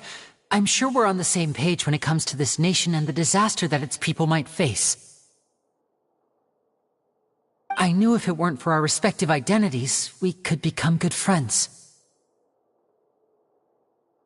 That's why I didn't wish to flat out lie to you, but chose to hide some details instead. The truth is very important, but being completely transparent about everything would see us spending more effort than we need to. Right. So, you be the judge. Heck, if I were you, I fear that I'd even struggle to trust me at this point. You met a Fatus who works as a magician, a trickster by trade. All by coincidence, too. But still, I'm asking you to trust me. I am no criminal. At least, not in this case. Sorry. Please forgive us. Well, you both say that, but... Right, let's hear your answer first, and no lies now! Of course. I'll answer any question you ask. We've been trying to find out how the Oratrice operates. We want to know why it has a consciousness. Why can it deliver sentences accurately? During our investigations, we learned that the machine's core is beneath it. From that moment on, Lynette and I have been designing this box swap trick, with the objective of getting close to the core. Is that why you needed a whole minute? That's right. In truth, the audience would take about 75 seconds to count down from 60, while I would only need 15 to get to the opposite box. So, after jumping into the tunnel, I accessed the Opera House basement via the vent, and went to investigate the room in which the core is stored. That air vent was created during the construction of the tunnel specifically to execute this step. Well, nothing. As soon as I reached that room and was about to investigate, I heard someone's voice. Which should have been impossible, of course. I was quite certain that I was the only one in the room. That voice seemed to recognize me and tried to speak to me. I chose to err on the side of caution and retreated the way I came. On the way back, I saw the broken vase and the clothes on the ground, but the countdown was almost finished, so there wasn't time to give it any thought. After that, the homicide occurred just as you saw. Well, that explains why you didn't hear the thud.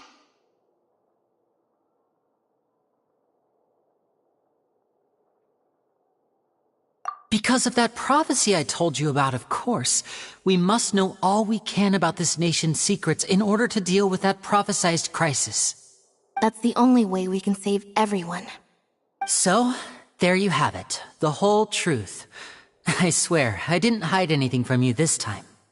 It was never my wish to proceed under this cloud of mistrust either. But like I said earlier, you can be the judge. If you want to leave because you don't trust the Fatui, there's nothing I can do to stop you. Well, Traveler, you decide. Paimon will follow your lead however you choose.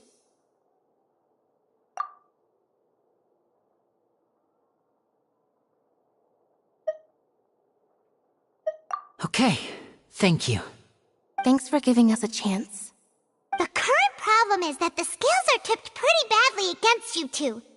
If we want to refute the Hydro Archon's accusations, we're gonna need a seriously watertight defense. Huh? Oh, Paimon thinks she gets what you mean.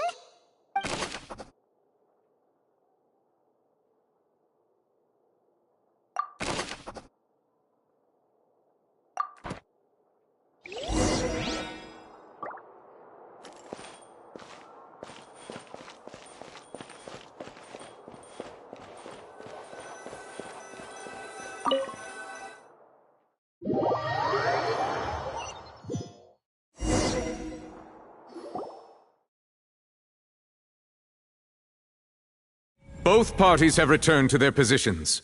Let us continue the trial. When last we left off, Mr. Linney acknowledged the new evidence presented by Lady Farina as fact. Therefore, Lady Farina may continue stating her reconstruction of the events. Ugh, that took long enough. Now then, if everyone would lend me their attention. At this stage, let's revisit that scene from Linney's perspective.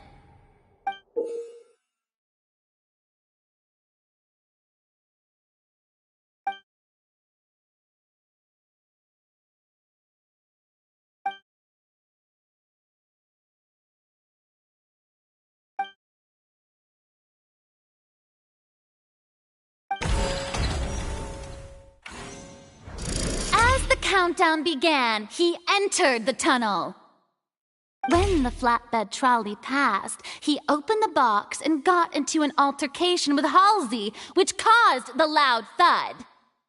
He did not realize that this sound could be heard by everyone in the opera house, which is why he claimed earlier that he could not hear the sound.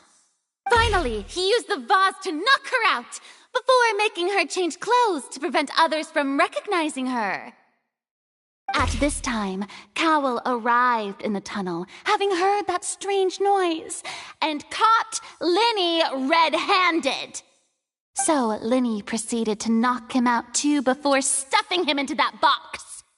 Afterward, Linney passed the unconscious Halsey to his accomplice through the magic box in the audience stands, before operating the devices such that Cowell's death would be ruled an accident.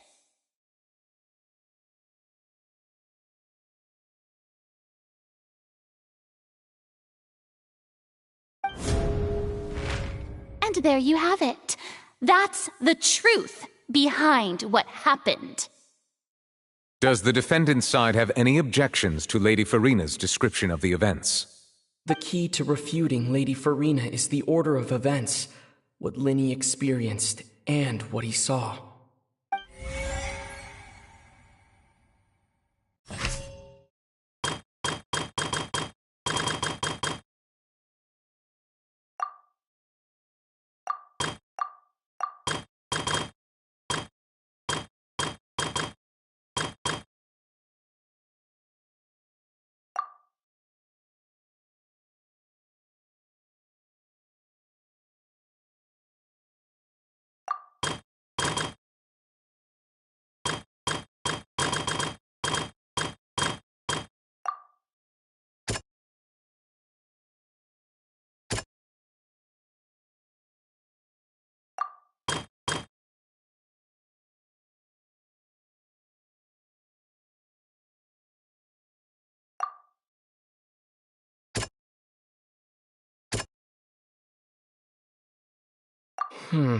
Seems this won't produce a particular...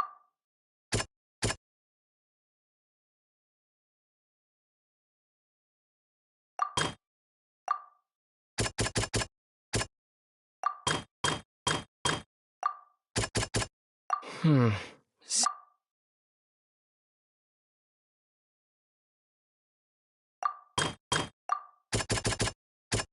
Hmm.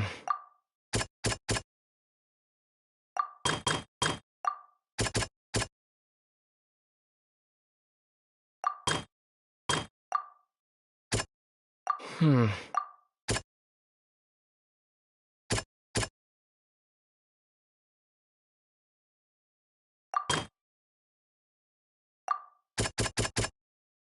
Hmm.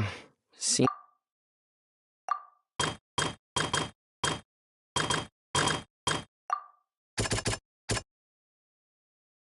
Hmm. Hmm. Seems this won't produce a...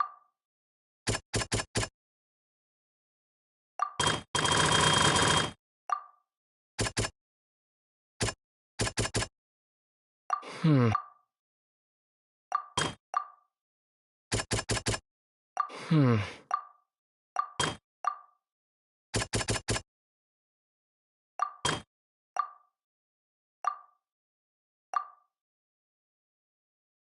Hmm. Seems...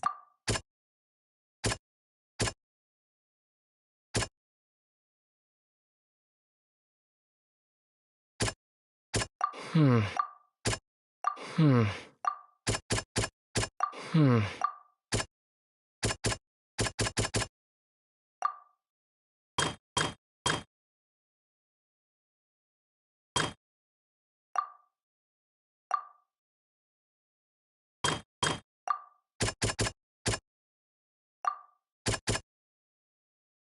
Hmm.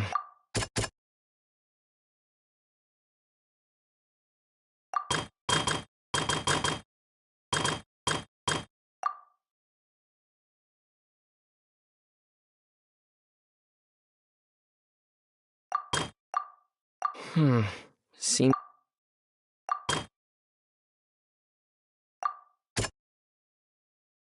Hmm.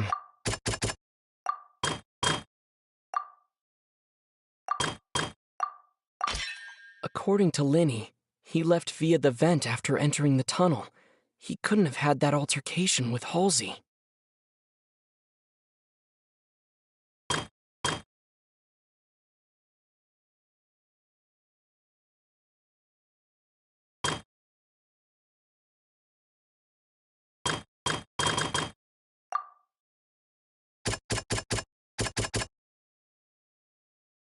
Hmm. Linny went to the room that contains the Oratrice's core. This is the actual truth.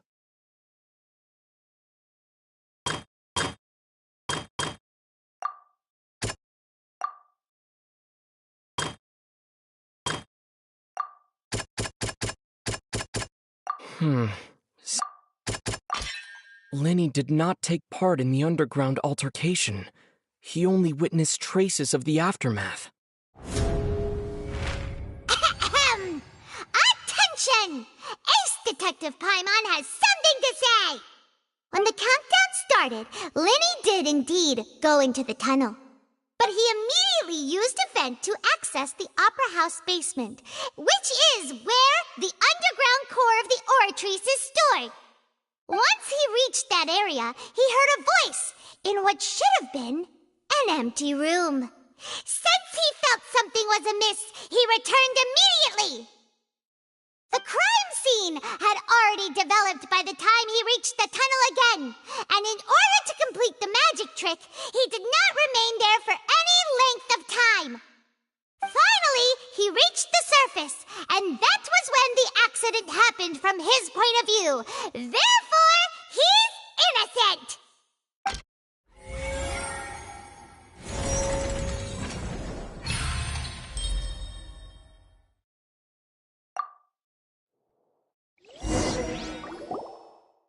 Whew! Paimon did it! Paimon actually managed to say all that! Oh,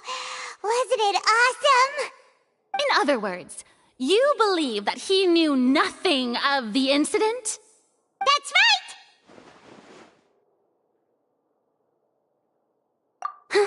right! My reasoning?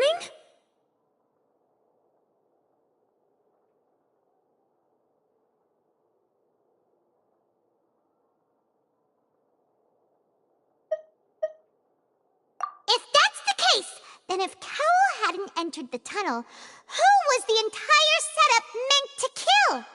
Assuming that what you say is true, Lenny only needed to kidnap the young girl to cause a new disappearance case. What would the point of killing someone on stage be? Oh, they have a point. That's right, you tell them! And that's why they're partners of mine. They've managed to turn things around. Oh, well, your denial is very strident, I'll give you that. But what proof do you have to back your claims?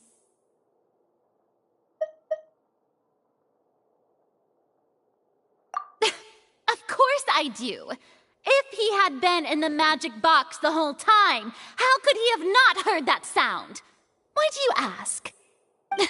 You're saying that he wasn't?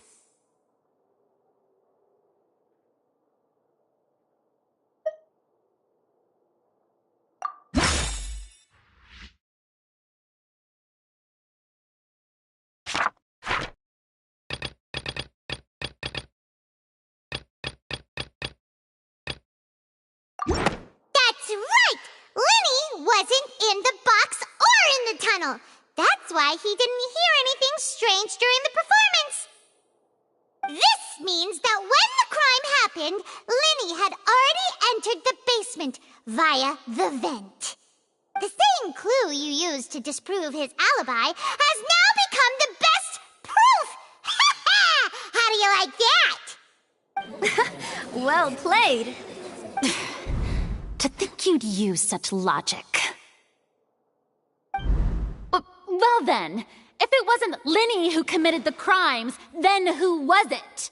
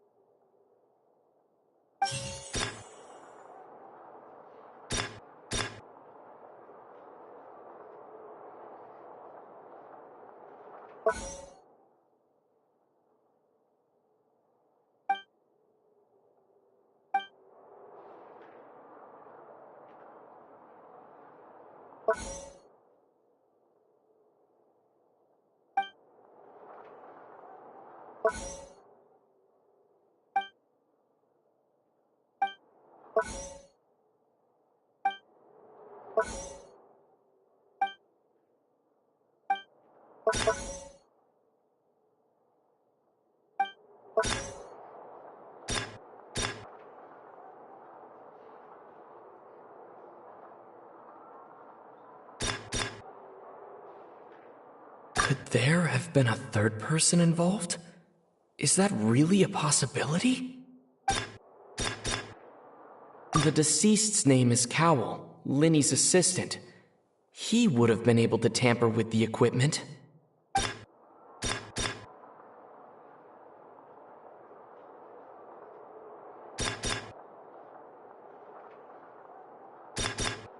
Could there have been a third...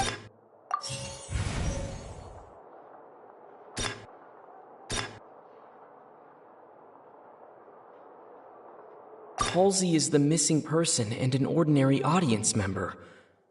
Or did she have her own scheme all along?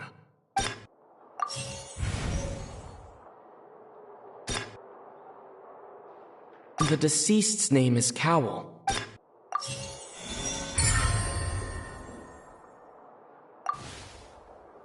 Huh?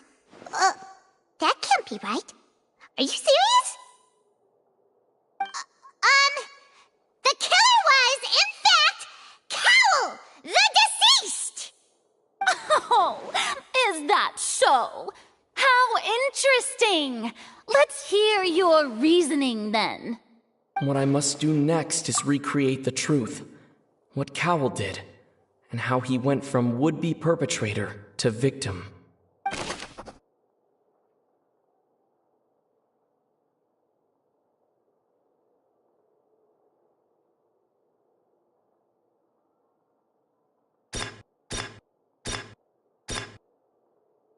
No one entered or left the Opera House through its entrances. So where would the criminal have wanted to take Halsey?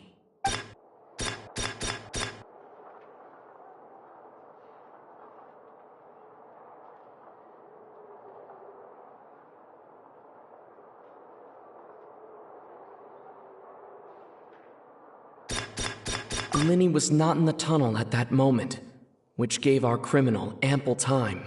It would have been tough for both people to fit into that vent.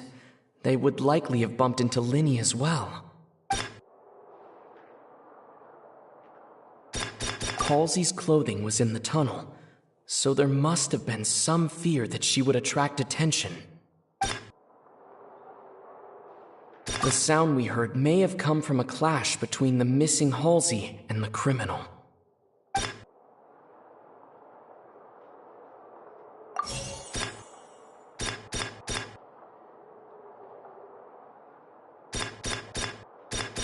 It would have been tough for both people to fit into that.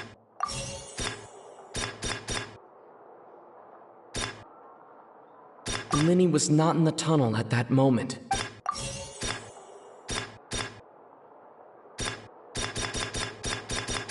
No one entered or left the...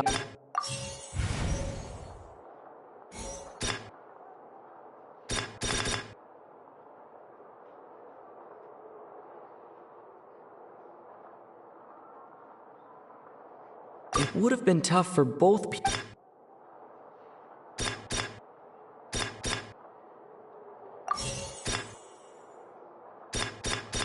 No one entered or left. The sound we heard may have come from a clash. The deceased's name is Cowl. Halsey's clothing was in the... Linny was not in the tunnel. The deceased's name is Cowl.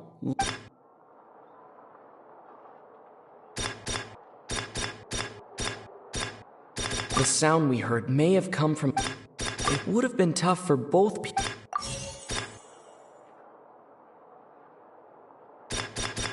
No one entered or left the... It would have been tough for both people to fit into...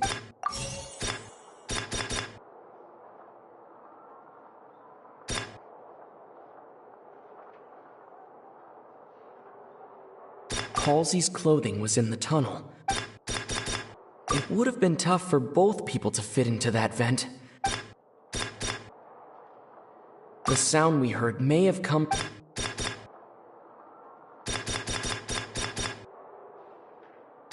It would have been tough for both people to fit into that vent. The sound we heard may have come from a clash between... Halsey's clothing was in... The sound we heard may have come from a clash. The deceased's name is Cowl, Linny's assistant. Linny was not in the tunnel at that moment.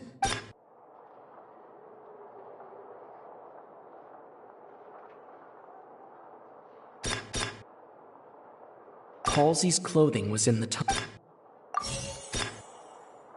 The deceased's name is Cowl.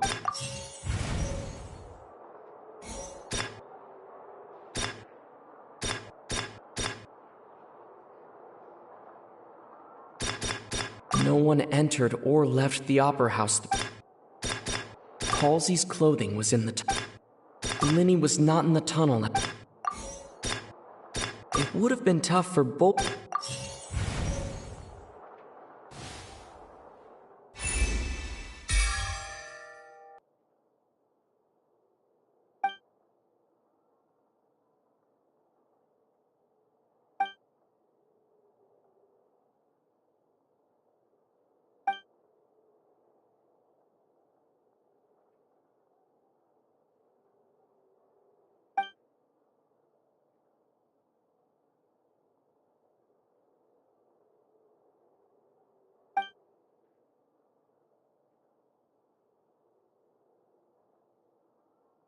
What's wrong, Traveler?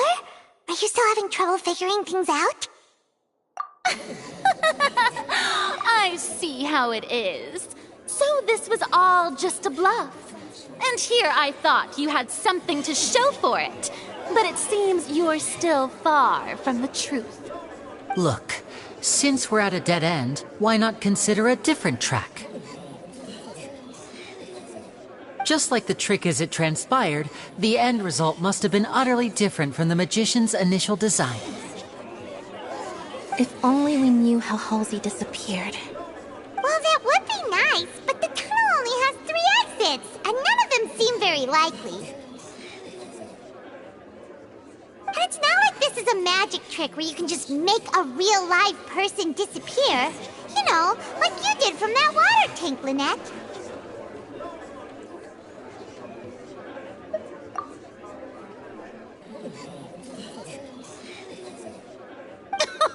Excuse my interruption, dear opponents, but do you not see that the crowd is growing impatient? There is no greater sin in this opera house than an awkward delay in the performance.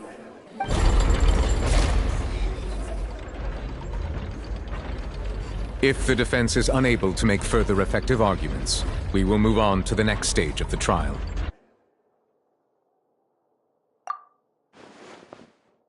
Linny was not in the tunnel at that moment, which gave our criminal ample time. The sound we heard may have come from a clash between the missing Halsey and the criminal. The deceased's name is Cowell, Linny's assistant. He would have been able to tamper with the equipment. The vase was not broken by chance. It was used to cover important evidence. The water.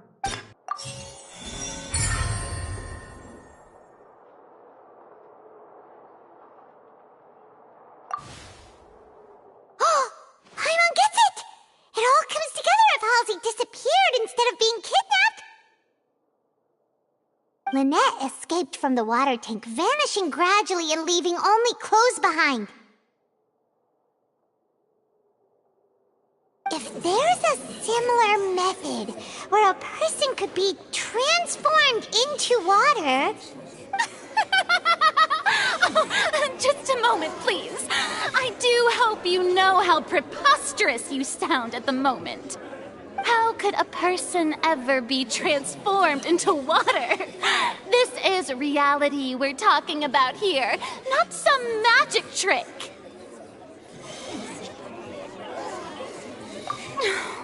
Must we really?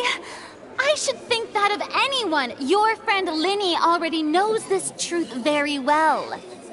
Magic tricks are ultimately just illusions and misdirection. But Halsey's disappearance is very real. We're talking about 2 completely different things. Even so, I trust the Traveler's judgment. The truth must be out there somewhere. Perhaps some new line of reasoning may open if we try to gather all the focal points that don't make sense. Since Cal was the deceased, we haven't placed much attention on him. But given that we aren't making much progress with the case, it wouldn't hurt to have a look at his belongings, would it? People really do come up with all sorts of harebrained schemes when at the end of their rope.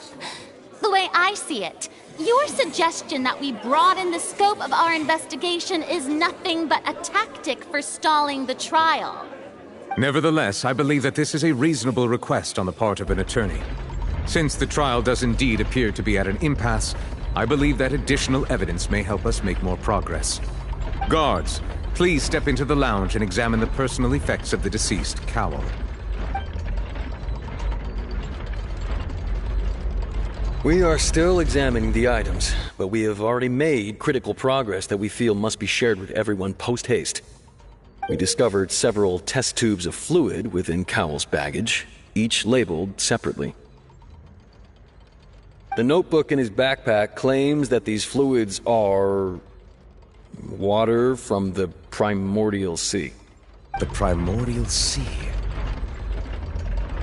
The note's contents also indicate that Cowell belonged to an organization that sells illegal drugs and that he had an accomplice. The notebook has many entries concerning safe usage of these fluids, in which the keyword dissolve appears many times. One of these tubes was labeled Opera Epiclese, along with yesterday's date. It is empty. The notes also state that these dissolution properties work exclusively on people from Fontaine. It's likely that Halsey was chosen as some sort of test subject. As such, we believe that the defense's hypothesis is, in fact, supported by sufficient evidence. You've got to be kidding! People dissolving into water? Could something so ridiculous actually be true?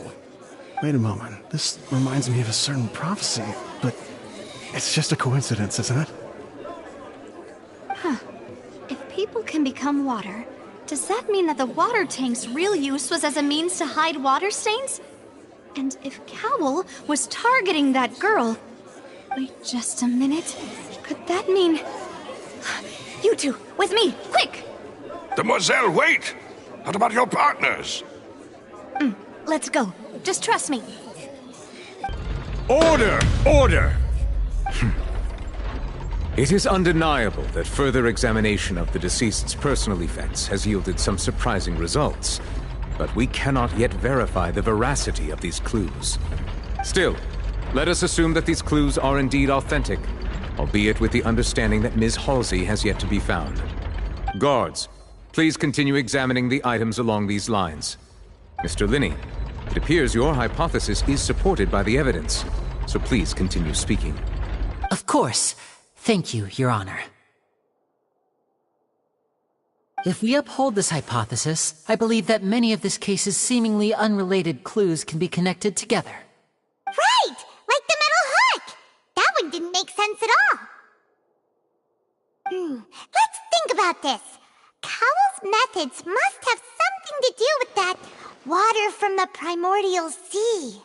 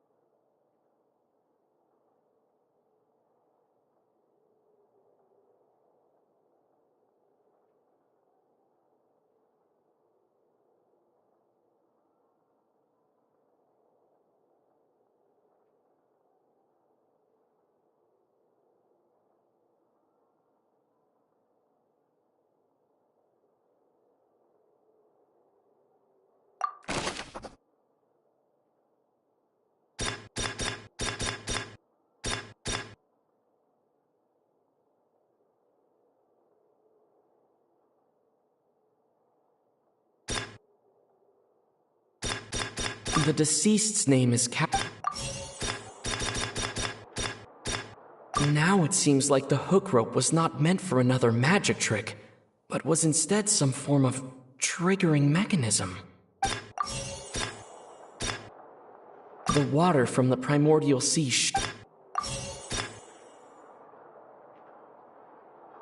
The rope that held the water tank up was lit by the fireworks and snapped. Lynette was in the magic box on stage the entire time.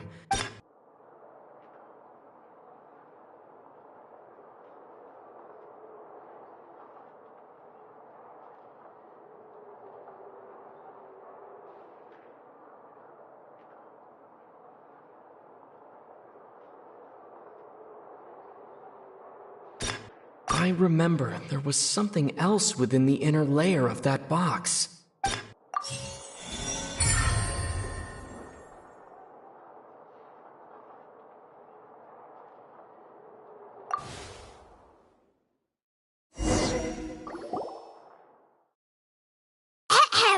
It's Ace Detective Paimon's time to shine again! In the original plan, Cowl would tamper with the water tank rope and the number selector securing his target. When the magic box containing Halsey was lowered, the metal hook would retract gradually and pierce the balloon at the top of the box. When the balloon attached to the box popped, the water from the primordial seed inside it would pour down and dissolve Halsey. Afterward, Cowl would enter the tunnel and break the flower vase to conceal the water inside the tunnel, with the remaining evidence being covered up by the water tank on stage. But he encountered something unexpected in the tunnel and wound up being fatally hit by the same water tank he meant to use to cover his tracks. Huh. That does make sense. That actually links together a lot of the more confusing pieces of evidence.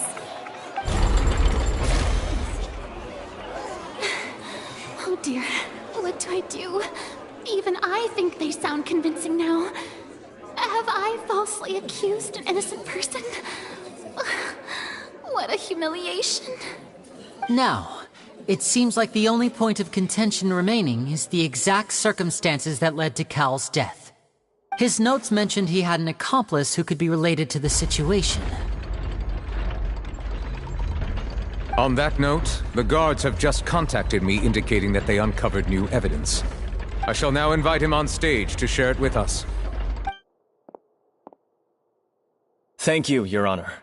We were just inspecting the luggage of the other people involved in this case.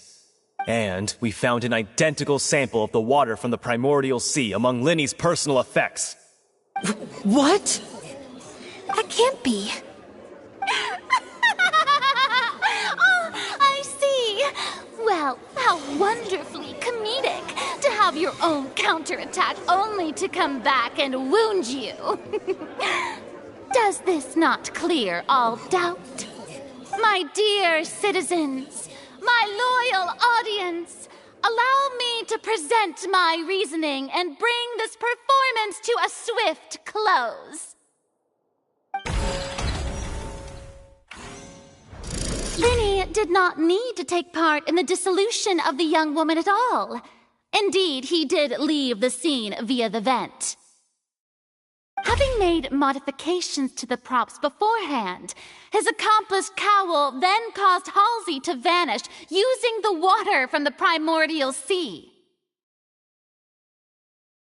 But upon his return, in cruel avarice, Linny desired sole credit and prepared to do away with his partner in crime. Ultimately, he knocked Cowl out, and the tool meant to cover the crime up also became a murder weapon. Now, as much as I regret having come to such a viciously straightforward conclusion, it does seem that the famed Fatui is quite the cold-blooded and ruthless organization.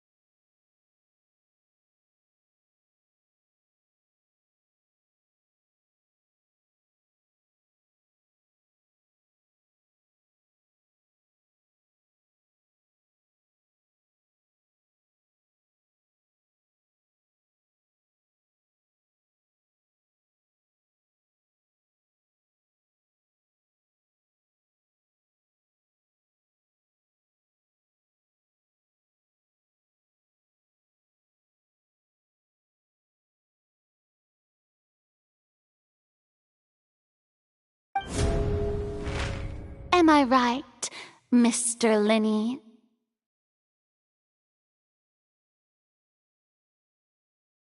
We've used up all the evidence we collected. There's no way for us to make a rebuttal here.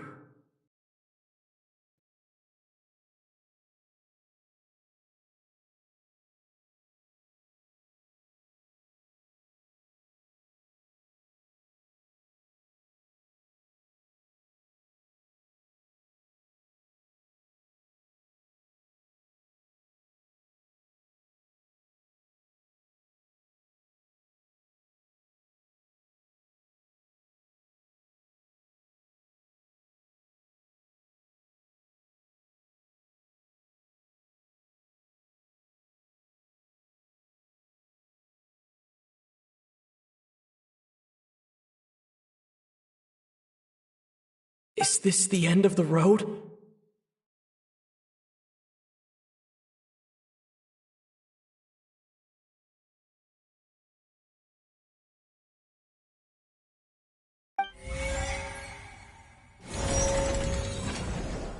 Oh no! Paimon can't think of anything either. It doesn't look like there's any way around this. Seems using the water as new evidence was too good a move. Oh, why did this have to happen now? I think we've all seen enough now, and we have ample witnesses to my flawless reasoning. I believe this is indeed the finale. Now then, my good, noble Chief Justice, should we not, in your view, Excuse me, everyone, but I must interject. Miss, I must ask you not to shout and to respect the ongoing legal proceedings. Oh, come on. Don't be hasty. I have a good reason for interrupting, you know. Now, would anyone here like to take a little break from all this debate and see a little magic? I'll show you an amazing trick. One that can bring a young woman who has disappeared back in the flesh, right before your very eyes. Please, do the honors, Mr. Linney, if you would be so kind. What in the world is she saying? No offense, miss, but miracles like that are beyond my scope as a magician.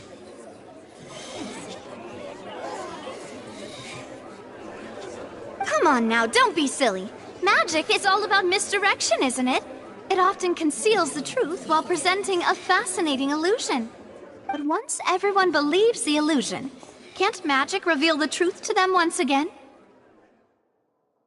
And wouldn't such a trick be the most marvelous finale to today's performance? Come on, Lenny and Lynette. Give it another go. Don't worry. Spina di Rasula has made the necessary arrangements on your behalf. But, as the magic makers and stars of the show, I think I should leave the final performance to you. I understand.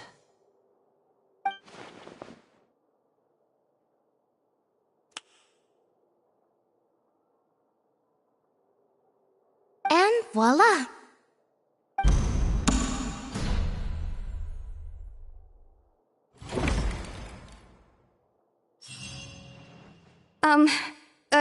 Sorry for the interruption.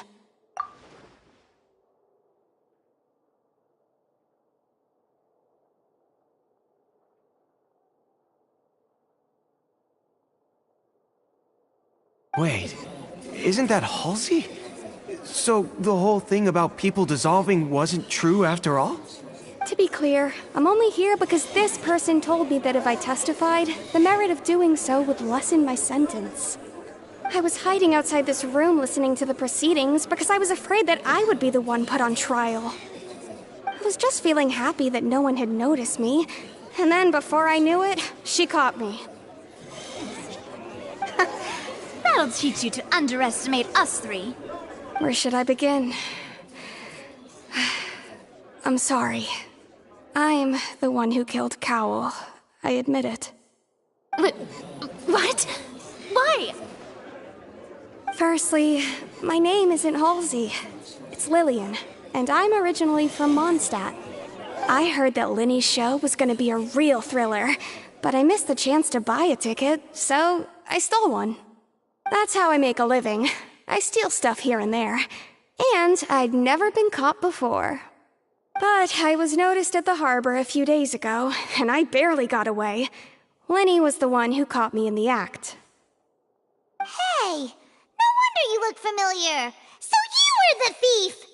Lenny even mentioned that you were pretty skilled. Well, and I thought that would have been the end of it, but then the number selector chose me. He even mentioned the Fortress of Meripede. That's a prison, isn't it? So you can imagine how shocked I was. I thought he was on to me for sure. So I played along with the show while looking for an opening to flee. But then I got water poured on me for no reason, and then someone jumped into the tunnel to nab me. I wasn't going to take that lying down, so I knocked him out and stuffed him into the box. There was nowhere to run from there, though, so I had to change my clothes and hide in a box containing performance costumes. I slipped out after the first guard arrived at the scene and continued hiding inside the opera house. Can a person even hide in there?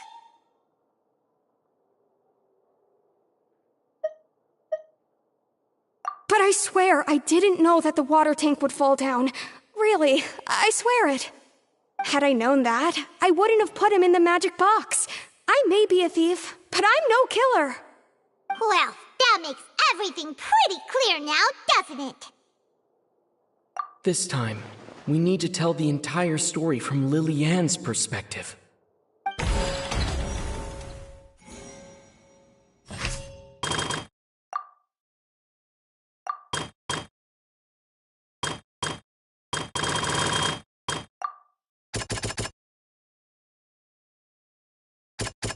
Hmm.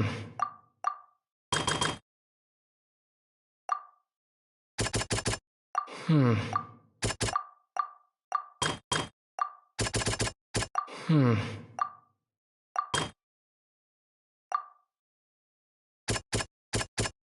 Hmm.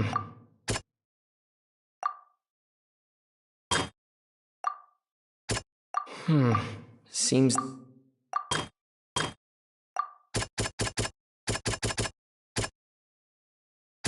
Hmm.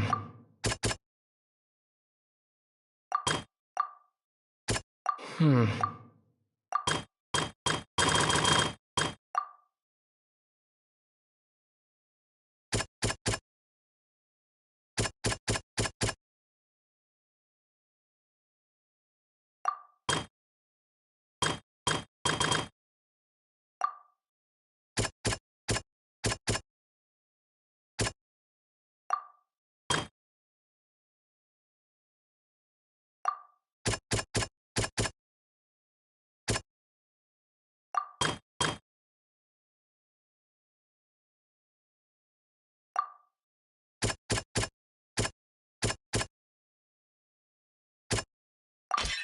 The flower vase was not broken to cover anything up, but was smashed during the struggle between Lily-Ann and Cowell.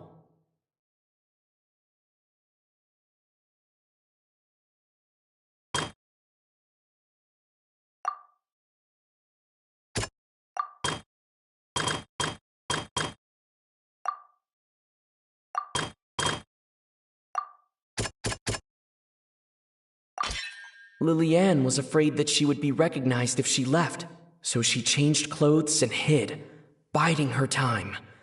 Just what one might expect of an experienced thief.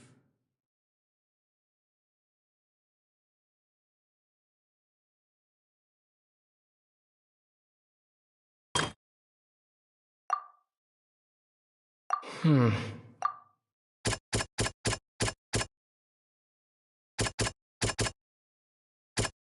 Hmm. Hmm. Seems...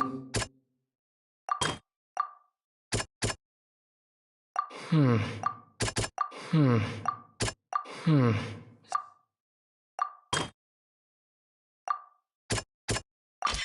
The strange sound wasn't from a fight. It was Lily-Ann's attempt to break out when she was frightened. And it's Ace Detective Paimon time! Having been selected out of the blue, Lily-Ann panicked.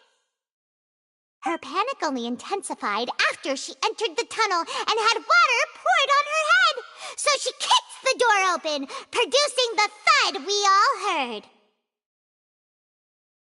Hearing the commotion, Cowell leapt into the tunnel, only to discover that Lily-Ann had not dissolved. He did not know that Lily-Ann was not from Fontaine, but was a thief who made her way in by stealing a ticket.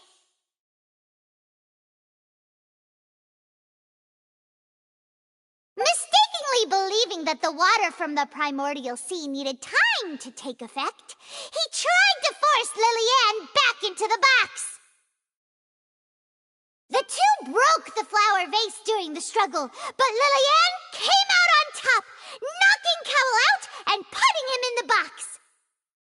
With no way of escaping, she changed her clothes and hid in the costume trunk until the performance ended.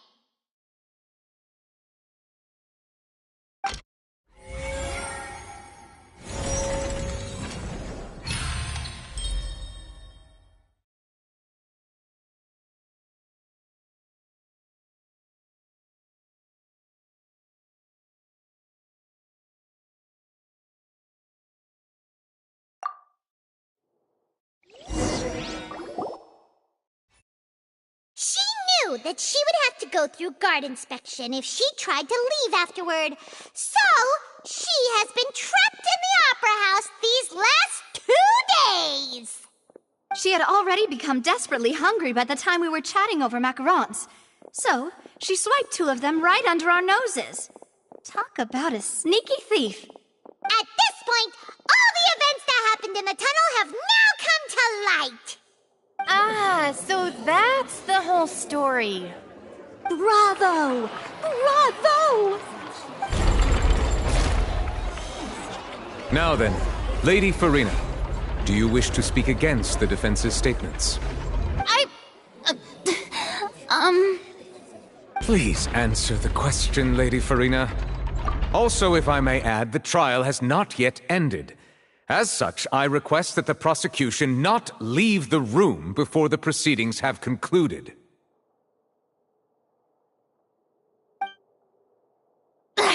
What? Are you reading my mind now? No, I have no further arguments. I admit defeat.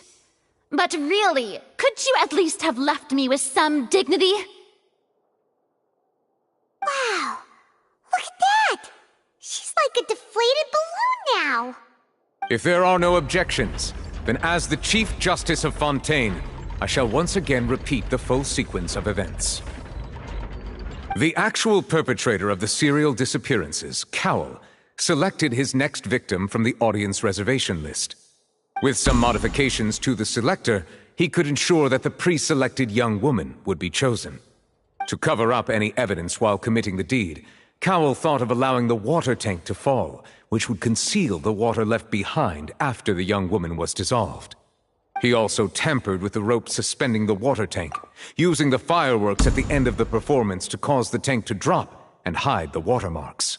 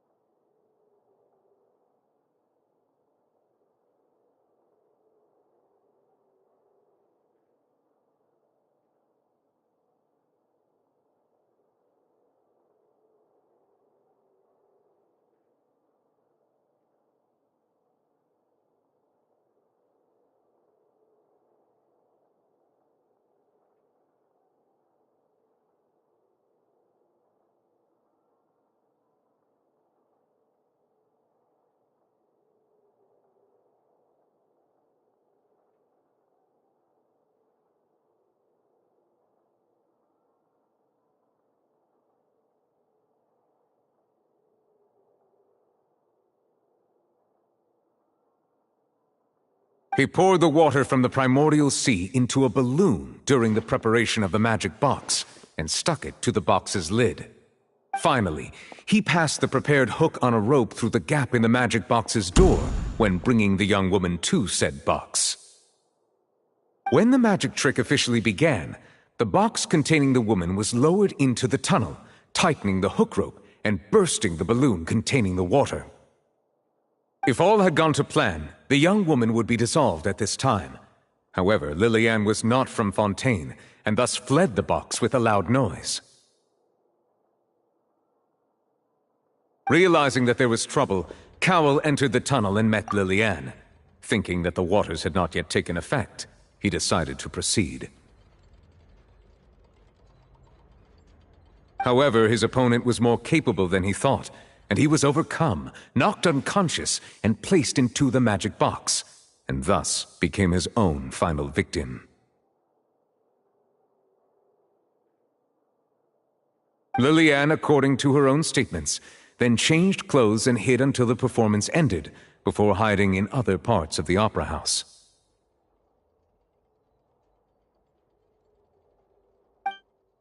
As for Linny, he was in the underground structures within the opera house, and was thus ignorant of these happenings.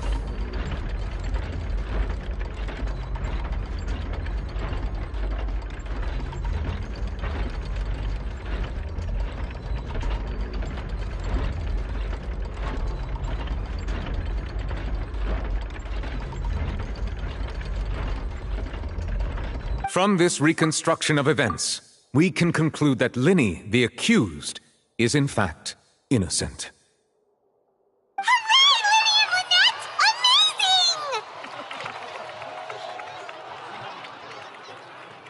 While there is much in Linny and Lillian's conduct that should still be investigated separately, this case, at least, can be handed over to the Oratrice to make the final decision.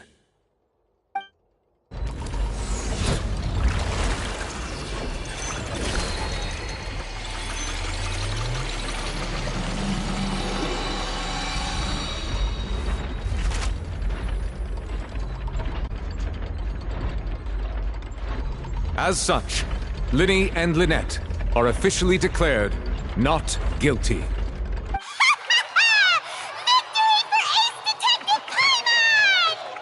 Great work, partners. Thank you all. Thank you so much. Next, I think we deserve an explanation, Guard Vaughn. How did you find the water from the primordial sea in Linny's baggage? Right! Your discovery caused me to make a serious mistake, you know. Or was that not a discovery, but false evidence that you dared to bring before this court? I suspect that the accomplice mentioned in Cowell's notes was not Linny, but you, yes?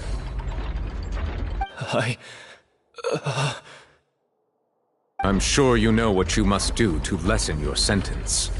Speak quickly! Unless you want to earn yourself a one-way ticket to Coupon Town. I was just following orders. We were supposed to place blame for the serial disappearances onto Linny, and thus cause suspicion to fall on the Fatui. The higher-ups said this was the best opportunity to do so. And now that your plan has fallen through, and the secrets of the water have been revealed, you have become a liability to said higher-ups, yes? Therefore, you would be wise to tell everything you know, and seek the protection of the guards. Yes, I'll tell you everything I know. Our boss discovered that the water can cause people to dissolve. It can also be made into a potion, which when extremely diluted, can cause people to experience unforgettable exhilaration. We've been in this business for a while now, and have made decent more off it. The disappearances were also the boss's idea. I mean, this is the boss we're talking about.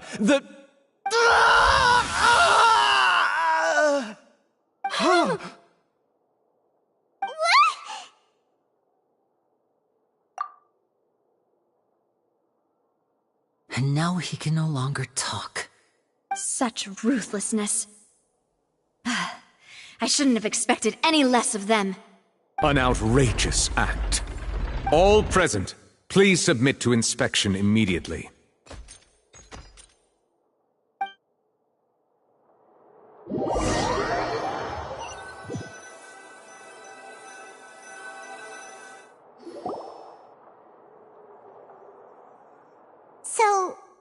we're just going back now? That's true, but... Traveler, Paimon! Please wait.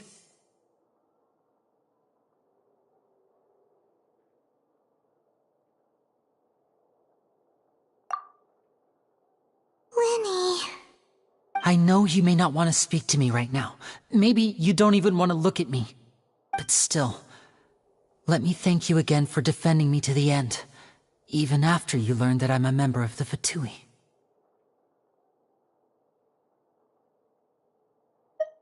I guess.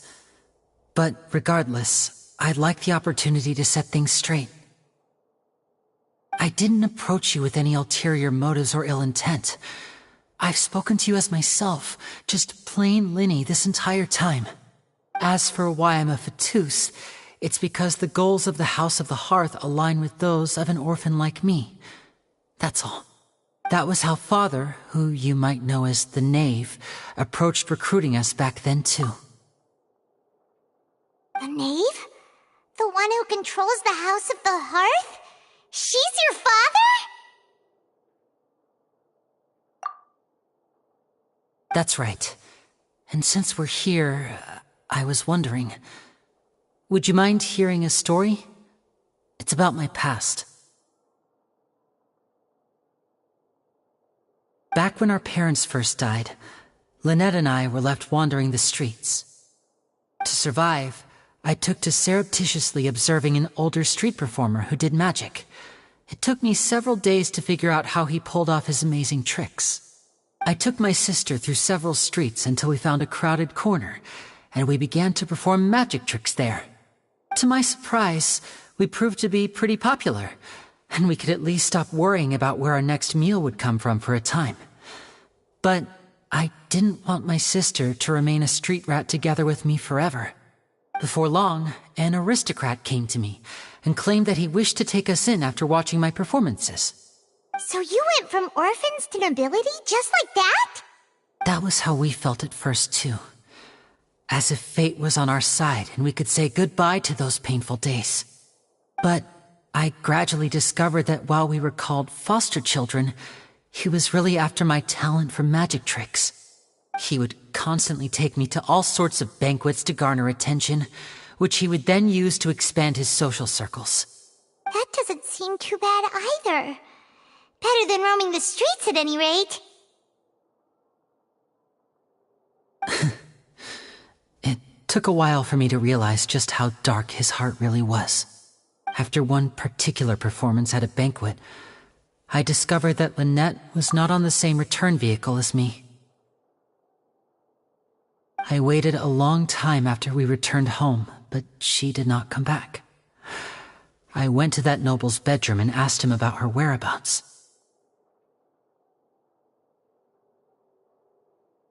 The answer he gave me was, she caught the eye of the most eminent person at the banquet, so I sent her over as a gift.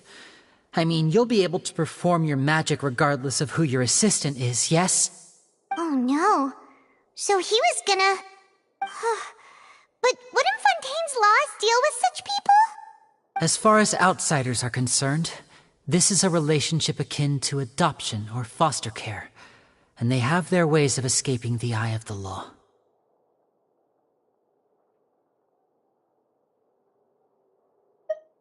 I managed to ferret out the location of the mansion of that so-called eminent person and hurried through the night.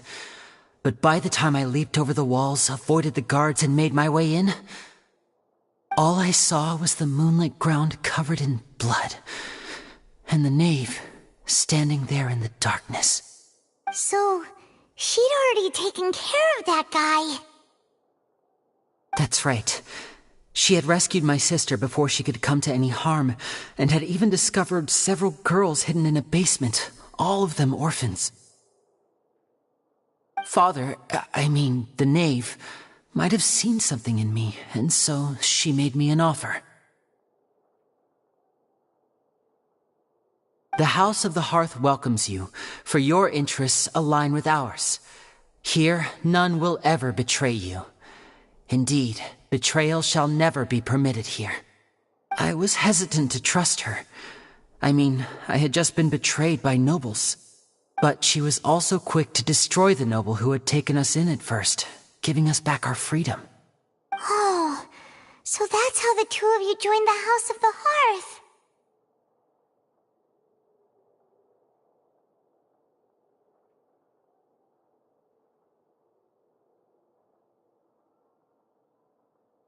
She has her own plans. She has gained permission from the Tsaritsa to first use the Gnosis' power once she obtains it. She plans to use it to find a way to break the prophecy and save Fontaine. So, she believes in that prophecy too? That's right. The whole House of the Hearth is currently working to combat that crisis. Today's case has also proven that people from Fontaine can indeed dissolve into some sort of water, thus further supporting the prophecy. All of us house members here, Lady Arlecchino herself included, are from Fontaine. We won't give up on defending our homeland. To us orphans, the only connection we have left to this world, apart from our family, is our homeland. So, from small deeds like distributing magic pockets to huge schemes like stealing a Gnosis, everything is aimed at dealing with that prophecy.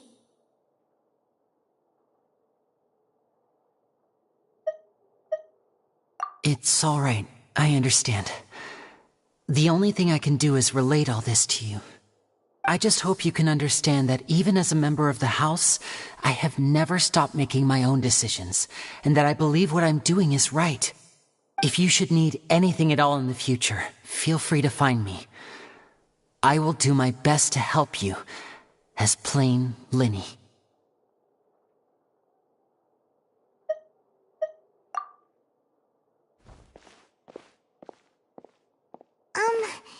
Bye, Linny!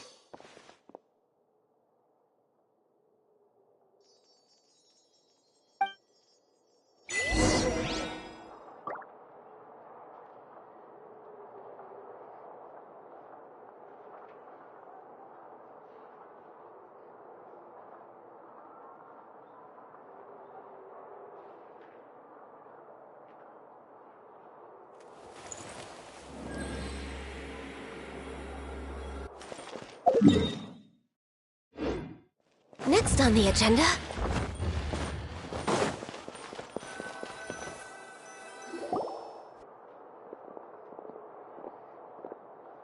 Hey there! What was with the disappearing act you pulled right as the trial ended? Were you looking for us, Navia? Well, this whole thing isn't exactly over, is it? I do feel that we're getting closer to solving the serial disappearances case, though. Don't you think so, too?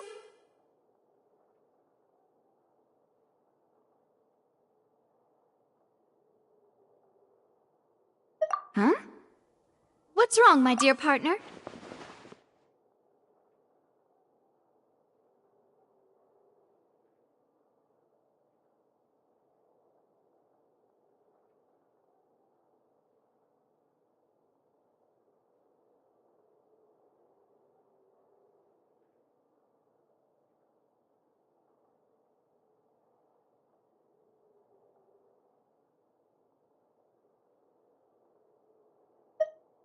Besides, are you sure we're the ones who can crack a case that's been cold for decades now?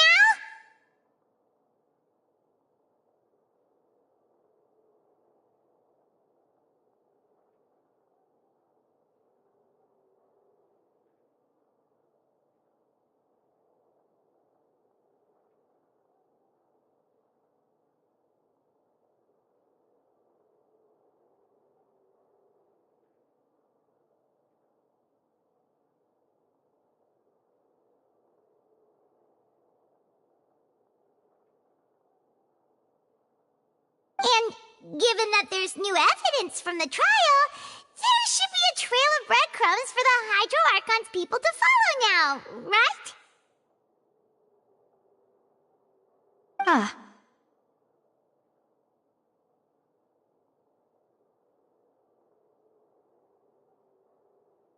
I see.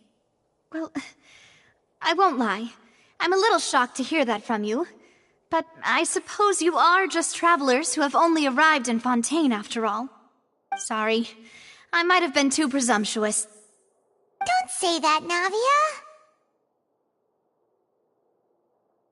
Ah, and we were having so much fun investigating with you, too. It was like having new waters flowing into a stagnant mire, causing new hope to spring forth, and the reflection in the murk to become clearer. Well, sorry about that. I'm a bit prone to nostalgia. Don't mind me. Wait, shall we have a farewell meal? You know, to commemorate our time as partners? Huh? Do we really need to get that formal? Well, guess you really did treat us as partners, huh? Well, I'd just like to have a proper ending to every important memory. That way there are no regrets later. Anyway, it would just be a meal, so it shouldn't take up too much of your time.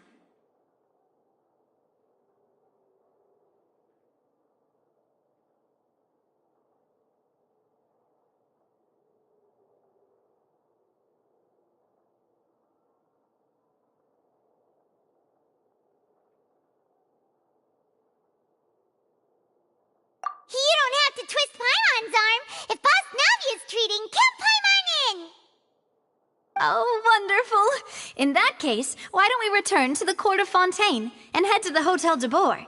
I believe we'll make it just in time for dinner. All right then, let's have our farewell meal.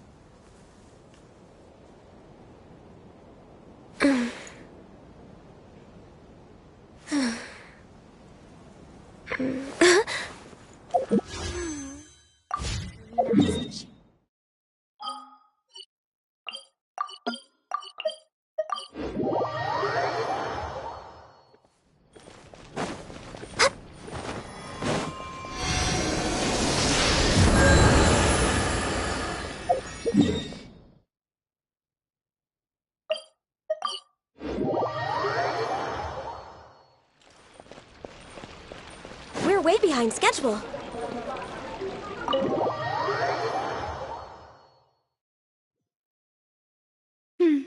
I came here several times with my father when I was little, but stopped eating here as often after growing up. I hope the food here will be to your taste. Oh, don't worry. We haven't eaten at a hotel like this in a while. Paimon's getting excited already. In that case, I'll go order for us first. Please wait here a moment.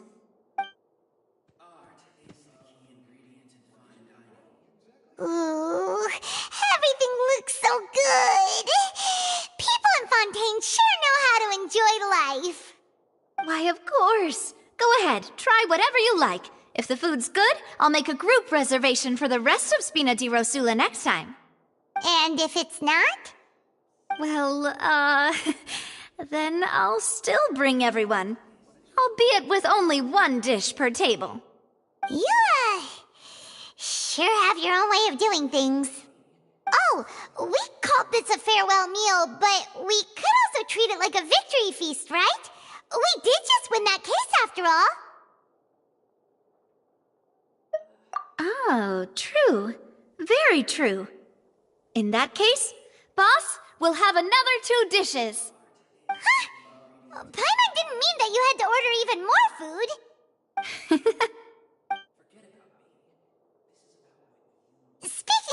is, do you think that the mastermind behind the serial disappearances will get caught soon now that this has all happened?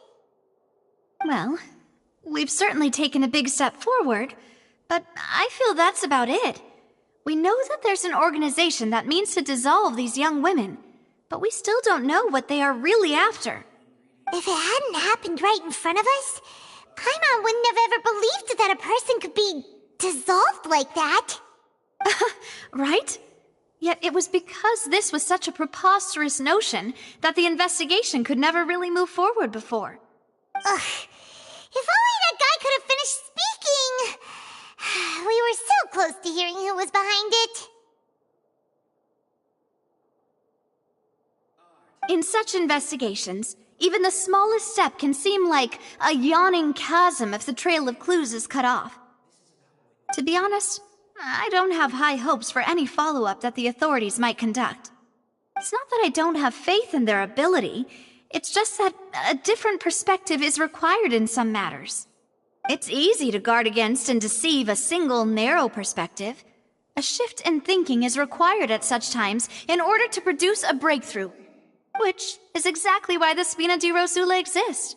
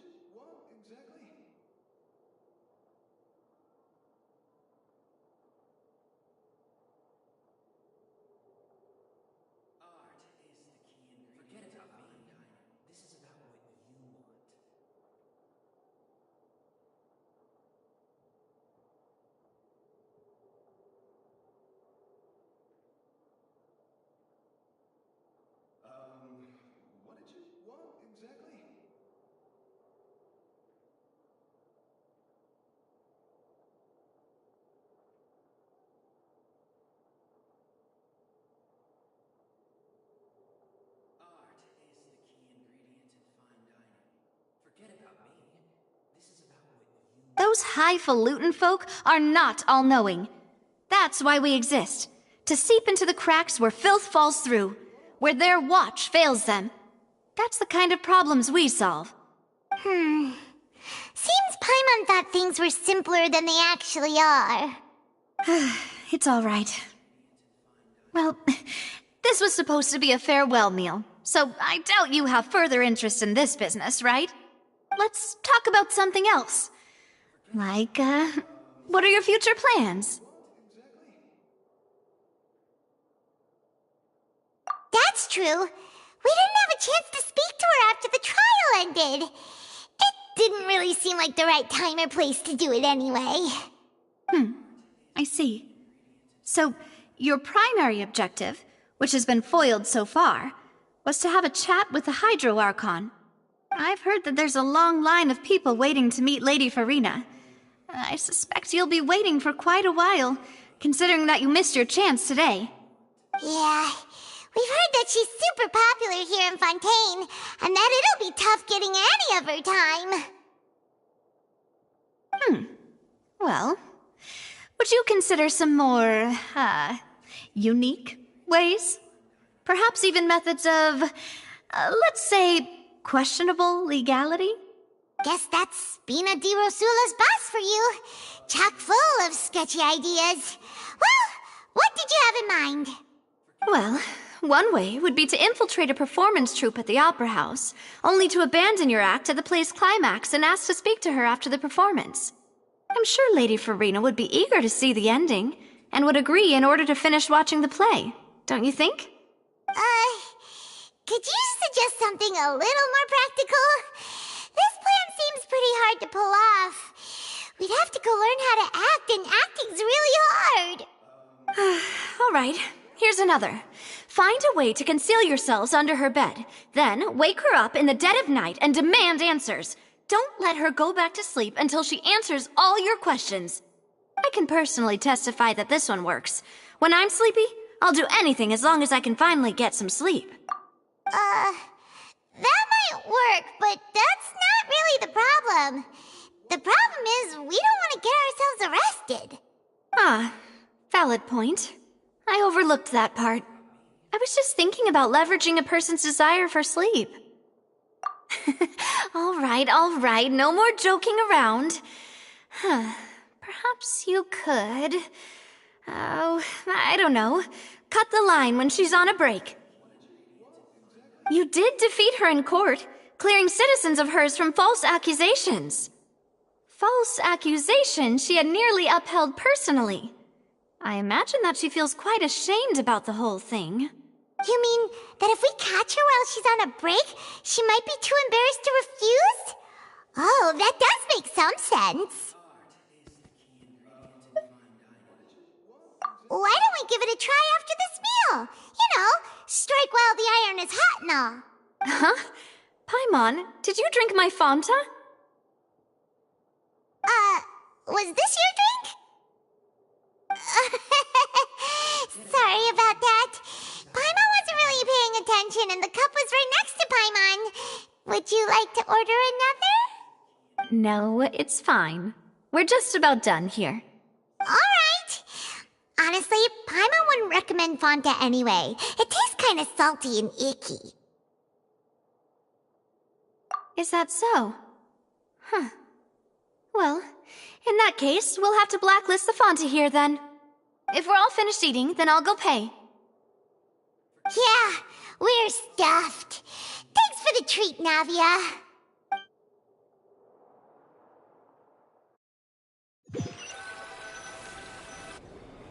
Oh, so full. Paimon can barely float anymore. Nah, that would be so... normal. You know, like you. Okay. As for expenses this month, we're left with... Hey, Navia! What are you doing over there? Oh, nothing. It was just a meal, you know? Nothing the Spina di Rosula can't cover. Let's get ready to try to meet the Hydro Archon again. Bye, Navia! So this is goodbye, huh? Well, if you do encounter any other trouble in Fontaine, you're always welcome to contact the Spina di Rosula. I'll give your request the highest priority. In any case, I wish you smooth sailing. I'll see you again, partner. See ya!